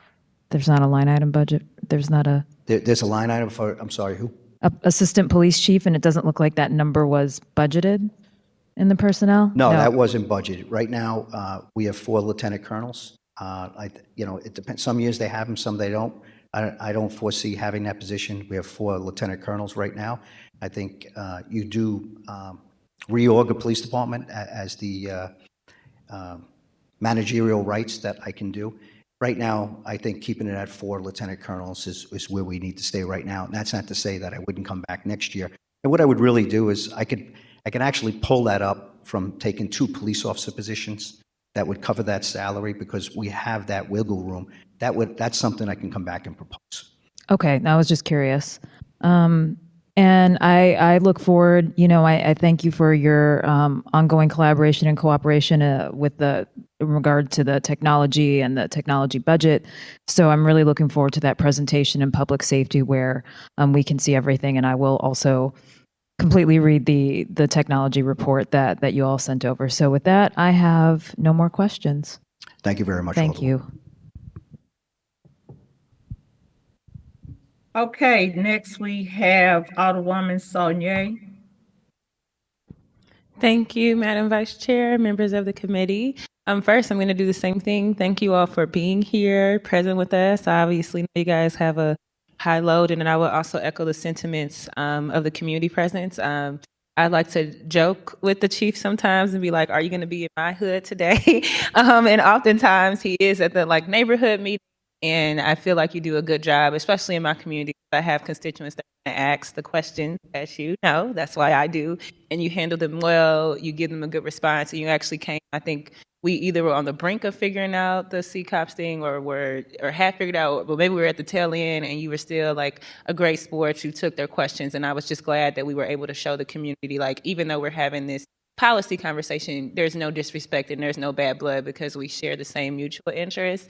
And also, while I'm on record, I know there's been some movement, and I love the recent movement. Captain Angela Dickerson, I love her down. She is so excellent. She's so responsive to constituents. She works really hard to manage, the staff that she does have and move things around. And I feel like I've learned so much more about this is who does the traffic folks, and this is the connection to the park rangers, and, comes to all the neighborhood meetings. She's just excellent, and I just wanted to uplift her and Officer Rojas, because they're both new to the district, and they've just done a great job. And so I don't know like what you all are doing, but whatever you're doing when you're picking your front-facing officers, I think is going well. And I'm especially happy that those are women of color. Officer Rojas has been in Park West, and she can speak Spanish, and actually held a meeting for business owners in Spanish to explain to them public safety tips. Captain Angela Dickerson will lean into the fact that she's African American and she understands the distrust that exists. And so I just want to commend you and commend Monet, Chief Monet, and everyone for just doing a good job for the election there. Thank you, Alderman. Okay, so I do have some questions. My first one is just very general. Right now, in terms of recruitment and retention, what would you say is your biggest challenge? Making sure we can get people to understand how much of a noble profession this is, how you come into a life of service to help people that need us the most.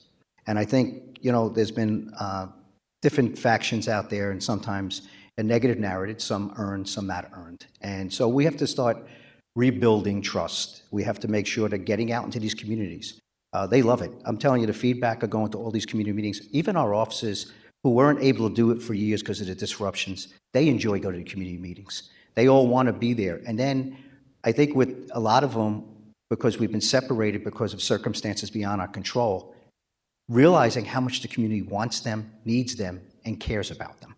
And I think there's perceptions on both sides, and we're overcoming those things. That's why I talk about it opportunity. And I think as we're coming out of these unprecedented times, I think we're starting to see, we're still losing to attrition, but you have to have a plan in place on how you're going to attract these police officers. And I already talked about all the youth programs, the PAL. I was just at a fundraiser they're going to start, first they have baseball leagues. I have about 18 police officers on their own time coaching kids throughout this community in the PAL. That's building relationship with parents and kids to see us in different light. We have to constantly be able to recruit. And I think as morale goes up, pay was going up, officers are coming back to this organization.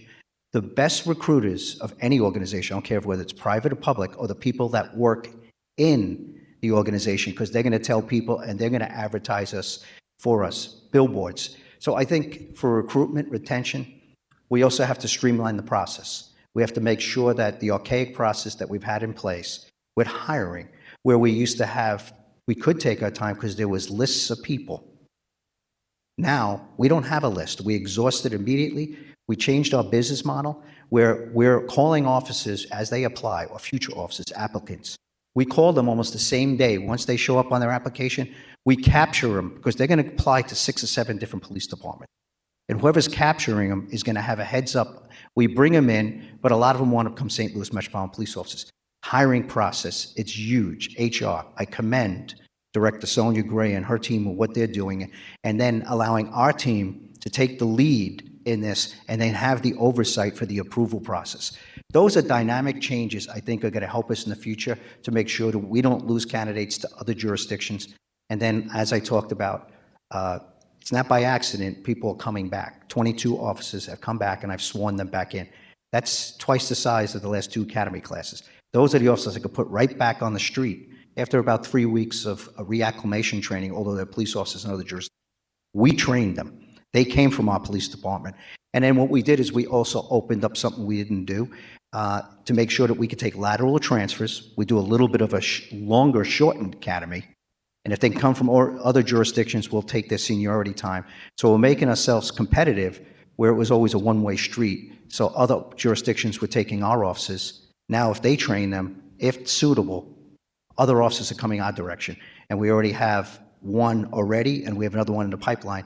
One's coming from St. Peter's, another one's coming from, so they're coming to our department, and that's not by accident. That means they're talking, morale, we're competitive with pay, but it's going to take time to really turn the corner.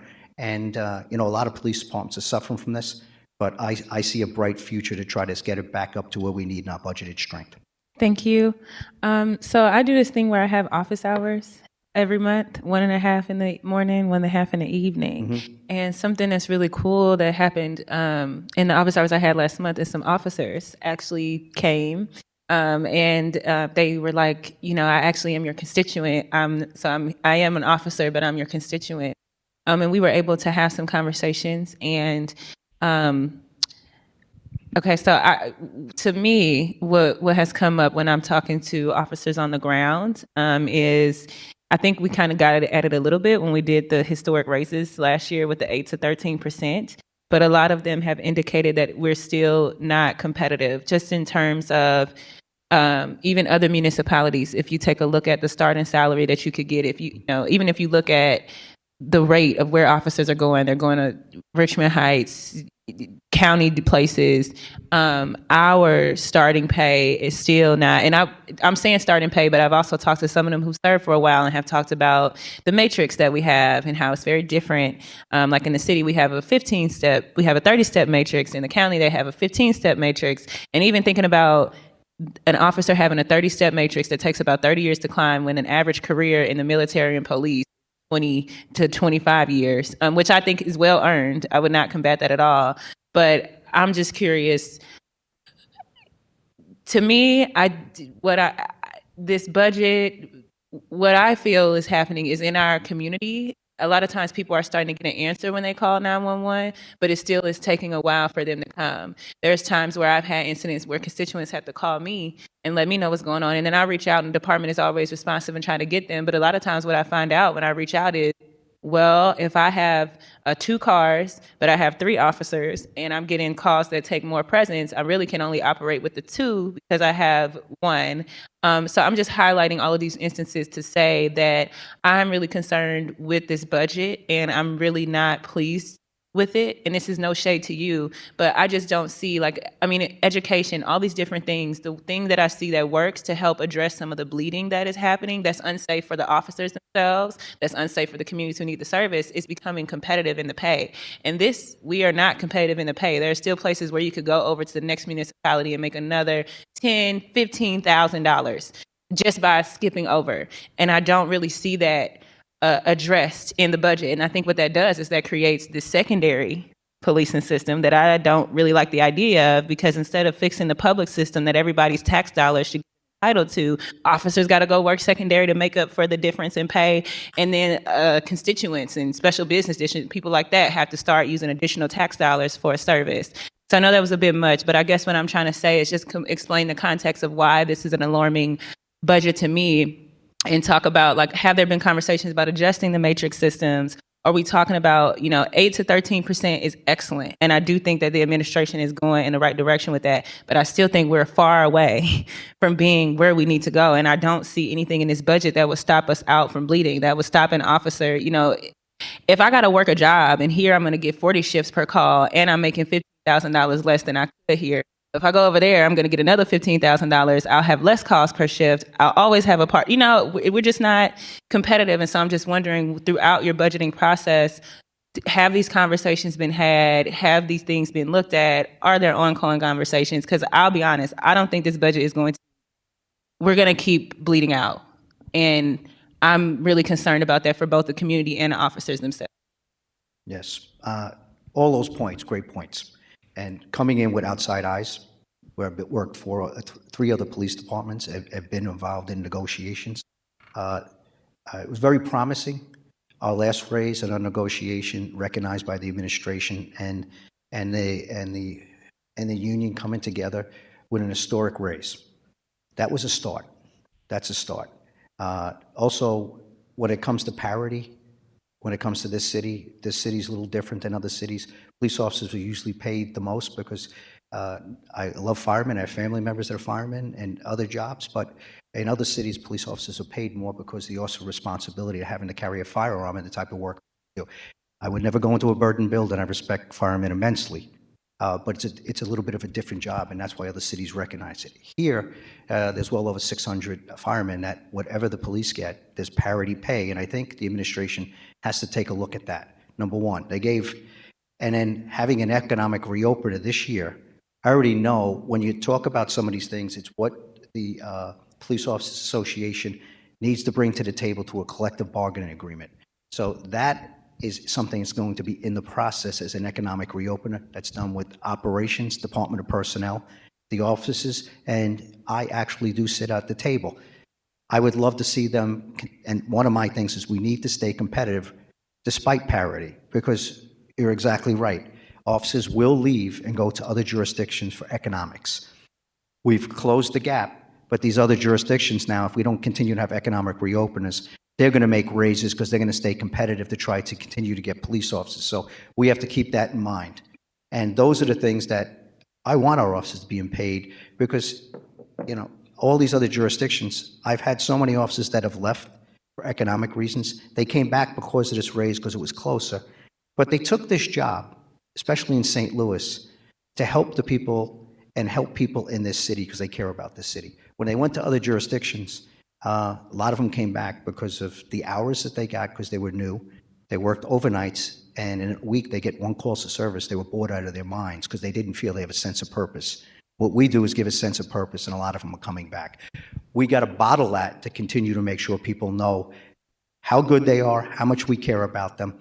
And then as far as when it comes to these raises, absolutely, I think I would like for Paul Payne and others to speak to how we get there and how it gets put in the budget and how they forecast it. There are things that, because we're below budgeted strength right now, I use that money for a lot of other things to make up for less officers for overtime, and I'd have to let them talk to how they would incorporate the raises in FY25. They're a heck of a lot smarter on how they forecast. They do this every single year. But I'm with you, and that's why we're doing an economic reopener, to make sure our officers, we stay competitive, we can recruit and retain. And I'm on the same page with you because it's in my best interest to make sure our officers are taken care of, to make sure that they can take care of the community. Okay, so I know that there's several paths to get into solving the problem. I know personnel and negotiations and all of that has to be there, but also in the budget in front of us. So I've made a little chart and looked at just the vacancy rates and could explain a little bit each year how it is increasing. But just to put us in a most recent example.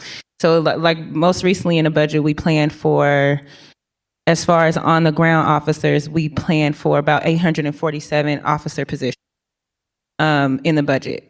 But we only filled about 650 of those positions. So that leaves about 197 vacant. And I could walk us through each one. You know, if you've looked at the same thing for sergeants, you could look at the same thing. So what I'm wondering, right, and I know that for the city, this is radical stuff. But instead of having 197 vacant positions budgeted, have we had conversations about, even if you just cut it in half and you redistributed that money in salaries to the officers who are working? You know what I'm saying? Like, I think there's all of these larger, big picture personnel, but there might be money right here. We might need to revisit the realistic number of folks that we will have. And if what we know we need to do is become competitive, perhaps we get comfortable with the idea of we don't plan for so many, which again, they're vacant. So we wouldn't be cutting anything that exists or cutting anything field. And there's so many, we don't even have to necessarily cut all of them. But has the department looked into, or, you know, my colleagues should hear me on this too, have we talked about like redistributing some of that vacant salary money into the positions that you all have so they can become competitive? And so not only can we attract them, but we can sustain them, because I know a lot of them will come, get their training, do all of that, and then go elsewhere. Is that, and it might be hard for you to say, but how do you feel about that conversation? Because again, we got to take a vote on this budget. And I feel like if I had to vote on this with where it is, and go back to my officers and go back to my community, I don't feel like I've done everything that's within my power to help. I would be like, there's maybe an opportunity here, given all these vacancies, that we could increase the salaries and maybe then attract more and fill some of those positions. And I'll also note that the Department of Corrections, they did cut some vacancies. I don't think they were distributing salary, but they did cut some vacancies because they recognized the same thing. And the police department is not alone in that. Many departments in the city of St. Louis, like you said, across the country, people are understaffed since the pandemic. And I'm just wondering, maybe we need to be a bit more realistic about who we can get and what we need to do to get the folks we can get. Yes, and when you're talking about gaining money, cutting down budget strength, putting extra money into the salary of the police officers, that has to be done through the collective bargaining agreement. And this is something through the Department of Personnel. This is something through operations. This is something that I know just with informal conversations that has been discussed. It's something that possibly with the economic reopener, bringing it to the table where it, and it has to be also an agreement because you're talking about salaries. So this has to be negotiated through the collective bargaining agreement. So that has to be negotiated across the table. And if there's something that's in there, everything's on the table to try to make sure that we can try to continue to attract. I can't make promises of where we're going to be, but it certainly is conversations we can have, and that has to be with the Police Officers Association. I know their representatives and their membership is willing to come to the table and talk about some of these things, how we can find a way to stay competitive or even get compensated even more than our competitors out there. So I can't get into great detail what I can and can't promise, but the conversations are being had. So you're saying that the number of officer positions is something that has to be set as a part of the agreement with? No, if you're looking to reduce officers for pay, that has to be negotiated. When I'm talking about anything with pay has to be negotiated through the collective bargaining agreement. So right now, that's something with an economic reopener. I'd rather stay at the budgeted strength because then it gives us a goal to where we're going to be. And then even that money that's in between, the gap between who we have and who we don't, I'm able to use that money into different areas so I can efficiently run the city, put additional patrols, put overtime throughout the city, and then I can actually strategize with that additional money where there might be some holes in our schedule that I'm able to use that overtime that's in that area to be able to use to help run this police department to keep this city safe. I'd rather not get away from that, but if that's something that's on the table that everybody's talking about through a collective bargaining agreement, I'm also open to it. You asked my opinion where I'd rather be, but I'm also, I'm very flexible. We've had plenty of negotiations and we've had talks about some things that we've come to a consensus. So I wouldn't say I'm against it. I'll tell you where I'd rather be. I'd also would love to look at, and it has been, is about 11-hour schedule, which is more conducive to officer health and wellness. They get every other weekend off. They get a training day once a month and they train together, so you're not taking them off patrol. We find morale goes up in other police departments. I've been in police departments, have done it. I was skeptical in the beginning when I went to a police department, and I found out it was one of the best schedules in the United States. We have floated that out. We're letting the union and representatives for every rank talk about it we're having committees on it. And I'm not going to do anything that's going to cause anxiety or the police department doesn't want. I'm flexible enough to find ways to make sure that we can do things for our officers to make sure we can have them in the best position possible and to want to come to work, make sure we give them a good work schedule. But that work schedule actually is advantageous they have more time off, but we actually get more officers on the street right now as we're dealing with every police department's dealing is with a personnel crisis. Understood. I guess for me, it's just hard because your department is one of the few that's kind of not directly, like that does have all these other processes. And this is my personal opinion. I want to hear more about some of the issues that I know officers are having. I want to see those addressed, and I want to see them addressed aggressively. I want us to be a competitive city. I want us to be a place that is of public safety. I want when my constituents call because of a burglary or a rape or an assault or whatever the case may be, I want, not only do I want an officer to come, I want that officer to come and have the most morale because they're being taken care of. And I just, I think like anybody in leadership, whoever we can write to, whoever we can talk to, like, as long as we're not at least competitive with some of these neighboring municipalities, we're behind. I mean, I've even heard things about health insurance for officers of like, I start a family, it shoots up over $500. That's not the case in other places. I really don't, for me, I don't want to be here and in 5 years, we're having the same conversations. I think that the problem is clear. I mean, it's capitalism. Most people pick a job, hopefully they like it, but hopefully they get paid well. And I just think that some of the changes that we're making, although we're taking steps in the right direction, they're not drastic enough. I don't know that, to me, they don't meet the level of need that I know exists in our community. I think if you go to any person in communities, one of their top concerns and interests is public safety. But if you can go to Clayton and make $71,000, or you can go to Kirkwood and make $80,000, it's not incentive and it's hard and it hurts people across the board. I think I would love to talk about reimagining things, but I think we got to fix this public system that everybody has first before I can even get to some of the ways that I would like criminal justice to be, more holistic. So I will wrap up my question in there, but just want to leave you with like something that I really want to see. I hope you push for, like what you mentioned. And I know it's a bureaucratic process, a lot of red tape, but we got to do what we got to do to get closer. And that might mean we need to look at cutting some of the vacancies, which again is something I would say to most city departments. And also the health insurance is a flag that a lot of officers who have families have kind of flagged to me as well, that when they have children up over $300, $400, $500, and that's hard when you're already being underpaid, you're already being overworked. Now I have a kid, another mouth to feed, and I'm about to come out of pocket more. Right, and the health benefits and everything, that's a citywide issue, not just a policing issue. So that's not just about SLMPD. And I'm with you on all that stuff. I didn't come here not to improve this police department. Look out for the officers' welfare, make sure they got the best equipment, make sure that I'm supporting them as their leader, and also making sure that working with the community so we're all working together. I agree with you on a lot of things, but came into a crisis, trying to come out of it. And there is a sense of urgency as I work through those processes, but not to really prolong this. There are a lot of things that I mentioned earlier.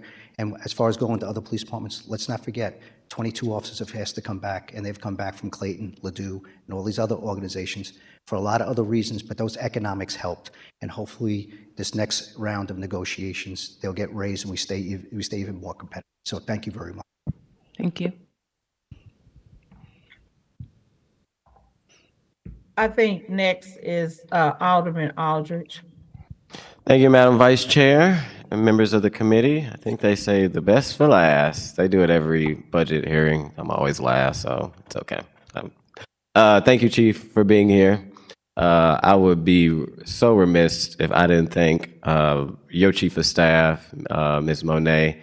I forget your last name, sis, but it's okay. But Monet, who has Cintron, who has just been a great person to work with, has been a great partner to this board, has been very responsive when there's things going on.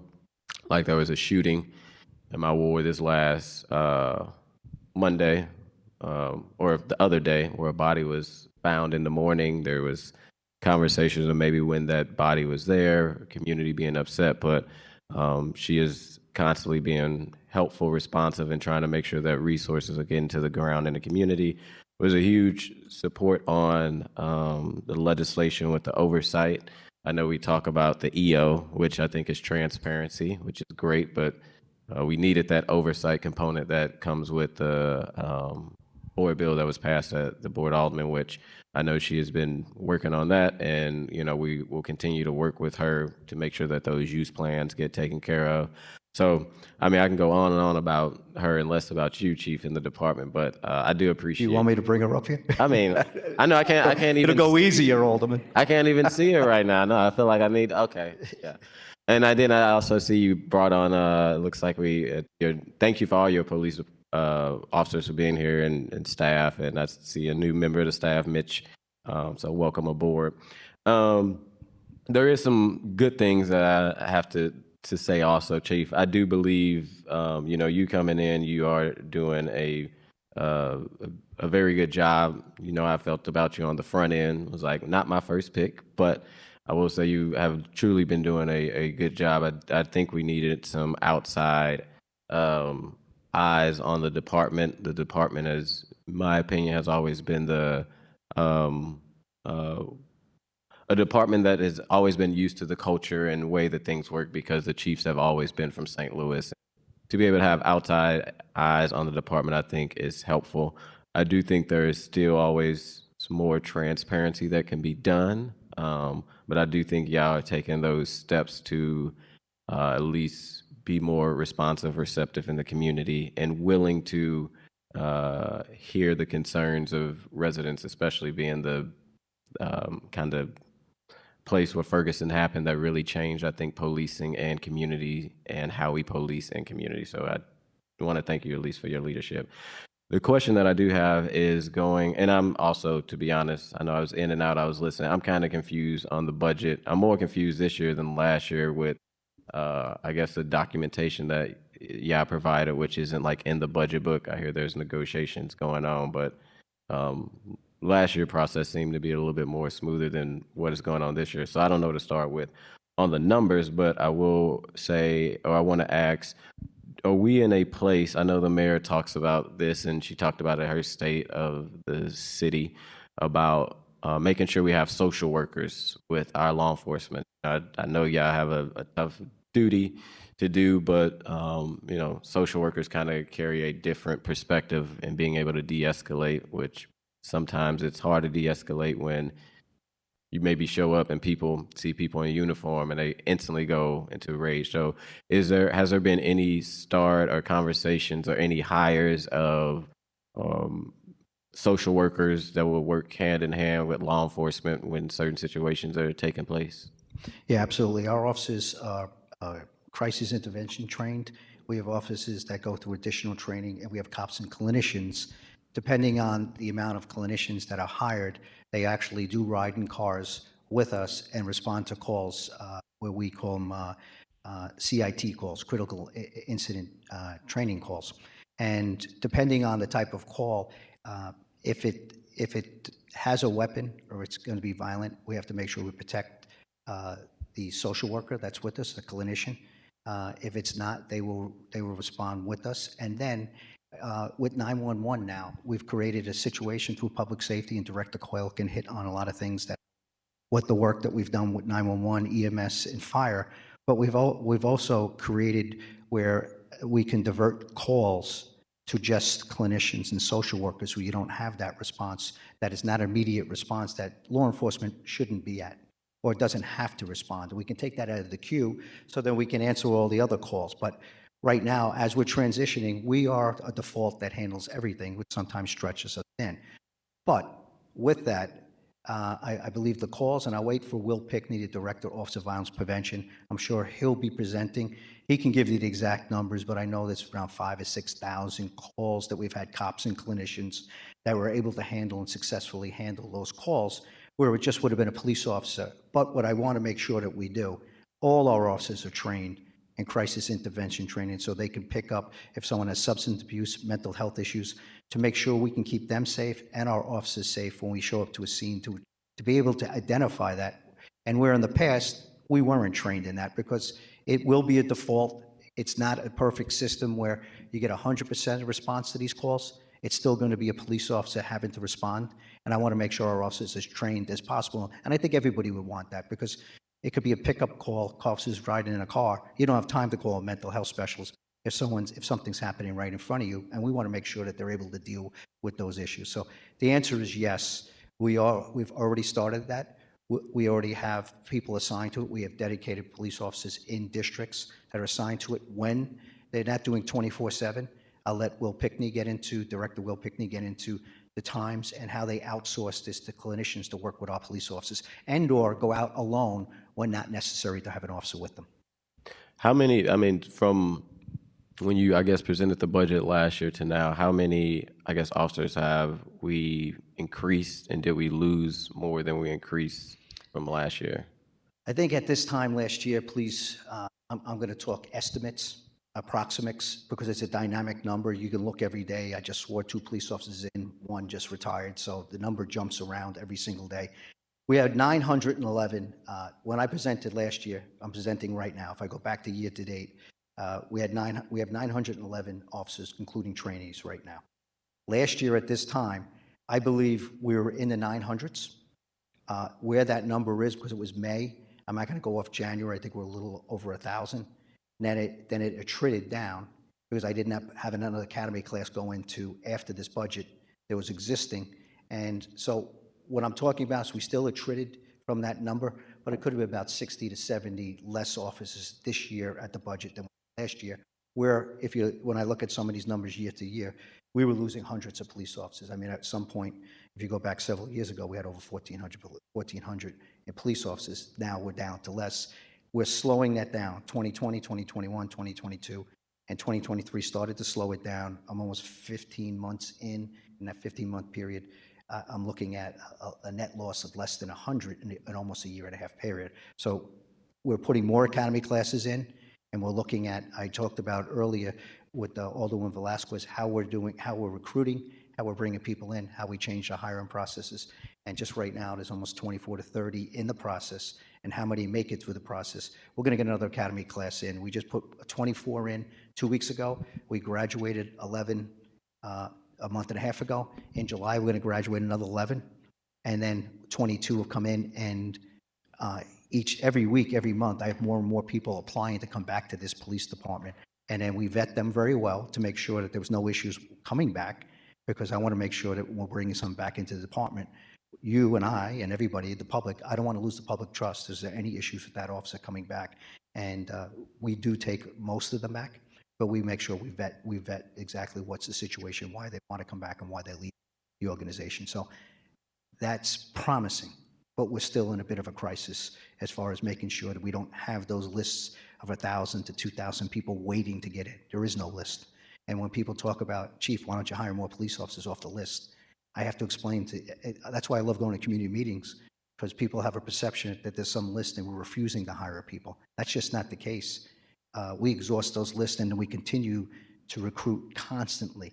And then we get them into the process to get them ready to create another class as we get enough officers. Do we, from a year from now to today, do we have more white shirts? I don't know like the proper term. I just know the cool kids with the white shirts and the other ones wear blue. If you look at our budgeted strength, where I've looked at and filled the positions right now, it looks about the same. Actually, if you saw, I brought one less down when it came to lieutenant colonels and assistant chiefs, so we have 4. It's about the same. If you look at the budgeted strength of, I like to say, lieutenants, sergeants, and above, we're under that number because it's called span of control. We don't need as many bosses or supervisory roles if we have less police officers. So I come down to percentages, what's the budgeted strength of how many, as we would say, I would call them leadership positions: sergeant, lieutenant, captain, major, lieutenant colonel, and then there's only one of me. So that doesn't change. I want to make sure that those percentages, when it comes to those things, if we attrit down to a percentage where we're supposed to be budget strength, I kind of look at those budget positions. I don't make them fully staffed at those positions because there's less officers to supervise. So I kind of take that formula and that's how I come to a point of where to fill those positions. So we're approximately the same, but I can get you those numbers if we're going to start from sergeant and above, because that's what I call white shirts above leadership positions. Gotcha. And I know this was just a conversation we've had, and I'm just asking maybe on a timeline. Do you know how close we are maybe of going to transparency, being able to see, I know we made steps with oversight, made steps with technology, as far as what can be shared for policy on the website like St. Louis County has? Are we getting closer to making sure that the department policy is a public document that the people can see? Yeah, absolutely. So we've already published some policy when it came to technology as with the executive order and as we were putting together the ordinance. My last police department in the state of Delaware, no department, 50 police departments in the state of Delaware, Wilmington included, no one published their policies online. We were the first police department, the mayor and I, and administration, and with council people, not all the people. And we got together, and I saw nothing wrong with it, with certain redactions to make sure that there's certain things you got to protect when it comes to tactics and everything, but minimal. And what we just don't want some people to know some of the things that we're doing, but it's very minimal. And we were able to put that out. It's something that I'd like to do, and we just have to review those policies. And as soon as I can get them out, I'm more than happy. There's nothing other than the process of making sure where we have to redact, having our law department or our attorneys look at it, and our policy people. I have no problem if I got it out yesterday. So I want to get that out as of doing a presentation on the surveillance and the surveillance bill. I'd be more than happy to share that with everyone, because there's things that are not going to compromise investigations that we're putting out, and I think the public needs to know that as well. Last question. And if we are, the follow-up behind that is why. I know, we were in a last year, most or the least amount of homicides, super down, I think, to the credit of, Mayor Jones and also the police department. It seems like we probably are trickling up and have more either homicides or crime is higher than it was maybe the last few months than it was last year.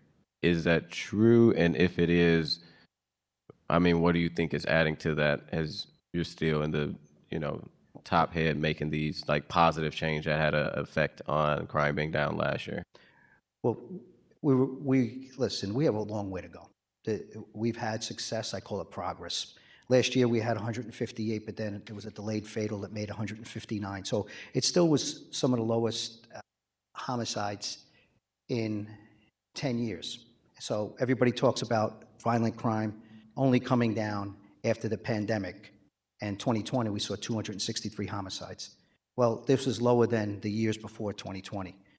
This year, we're at 65 versus 63 last year, versus 67 2 years ago, versus 3 years ago, 69. So we're right at what we were last year.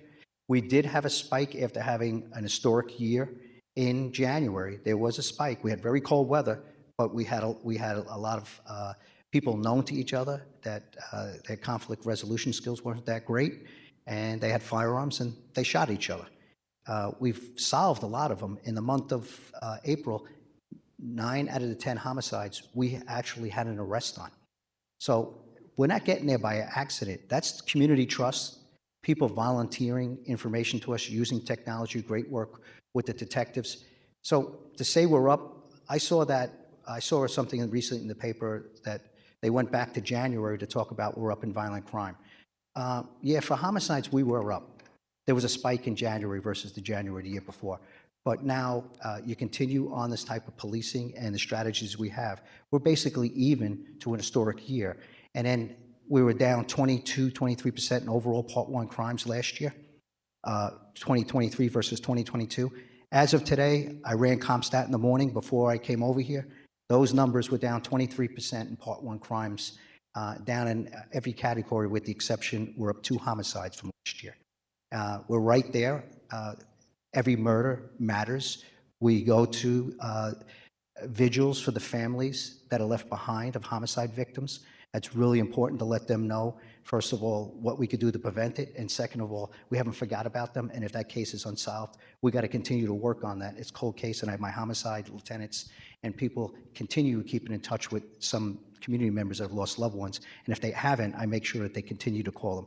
So the answer is, I watch in the press, they'll go back to some numbers that are negative about us, but they're not telling the real story of what's happening now, and I'm glad you gave me an opportunity to set the record straight of where we are at this time. We're actually down another 20% from last year, and the only category being up is with the homicides, 2 from last year, but that was an historic year. We were down 42 homicides from 200 the year before, 200 the year before, 263 before that, 200. So if we can replicate and come down, we'll be in a really good place. Our goal is no homicides, no shootings, no homicides, no arrests. It's a very lofty goal, but if you don't look to try to get there, you'll never meet it. You might fall short. That's all I got. Thanks, Chief. Thank you very much, Alderman. Oh, I'll take over as chair. Kara actually delegated that to me. Oh. Sorry. Oh, so she's. I was just asking. I was just saying. I think we're done. Alderwoman, you're on mute. Madam Vice Chair. I'm just talking. I was like, why y'all not listening? I'm talking. Does anybody else have any questions or comments for the chief?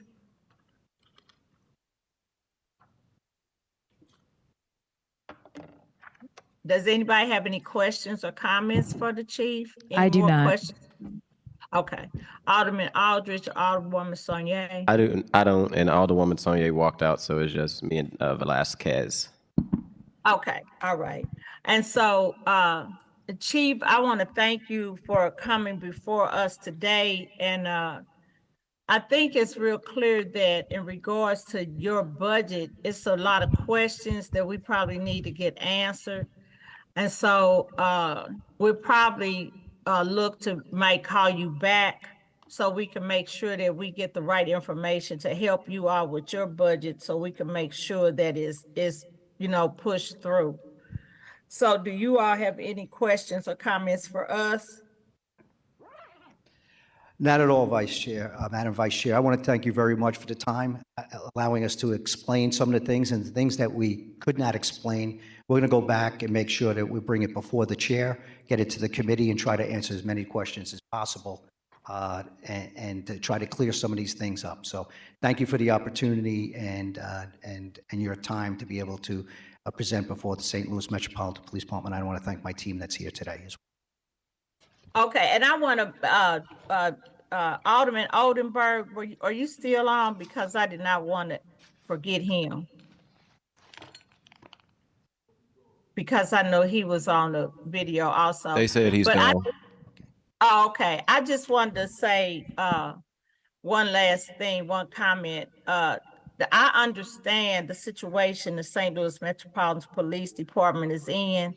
And so with them having the low number that they do, even though you telling us about the 21 that came back, but I think, and I did send a letter to you in regards to some issues, and morale was one of them in regards to our police officers. And I need people to understand, a lot of time it's not about money. It's about how they feel and how the community, wants them to understand their needs. And so the only way that they can understand is they have to be there to see and breathe with the community, what they're dealing with. And so my soapbox is the area that I cover.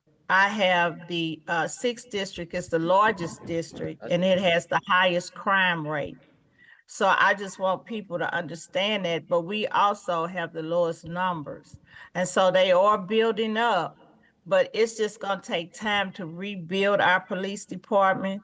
And so I want people to also know that people were proud to be policemen, because in my old ward, we had a lot of people that lived in our ward that were policemen that actually lived. And so I just want to thank them for the work that they're doing, but understand from the community perspective, we have a lot of more work to do for them to understand what needs to happen to rebuild the communities that we're in. So on that note, did we have any other people that was coming before us? Because I can't see. That's why I'm asking the questions. I don't think so, Madam Chair. Okay. All right. So on that note, I'll ask for excuse. Do we have any other people that need to be excused? I believe everyone was present, Madam Chair. Okay. All right. So on that note, do we have any announcements? Well, it's just me here now, and I have no announcement. It's me and you. It's just me and you hanging Just me out. and you. Huh? Takes two. I know. So- So on that note, I'll ask to adjourn. I move to adjourn. I'm gonna need you to second because there's. I'll second. And thank you, Chief, for what you're doing. Thank you, Madam Vice Chair, and I really appreciate those comments. And thank you for the community, and thank you for the officers that are doing that job and the leadership. We wouldn't be able to get it done without their dedication. So thank you very much, ma'am. All right. Thank you all. Have a good day.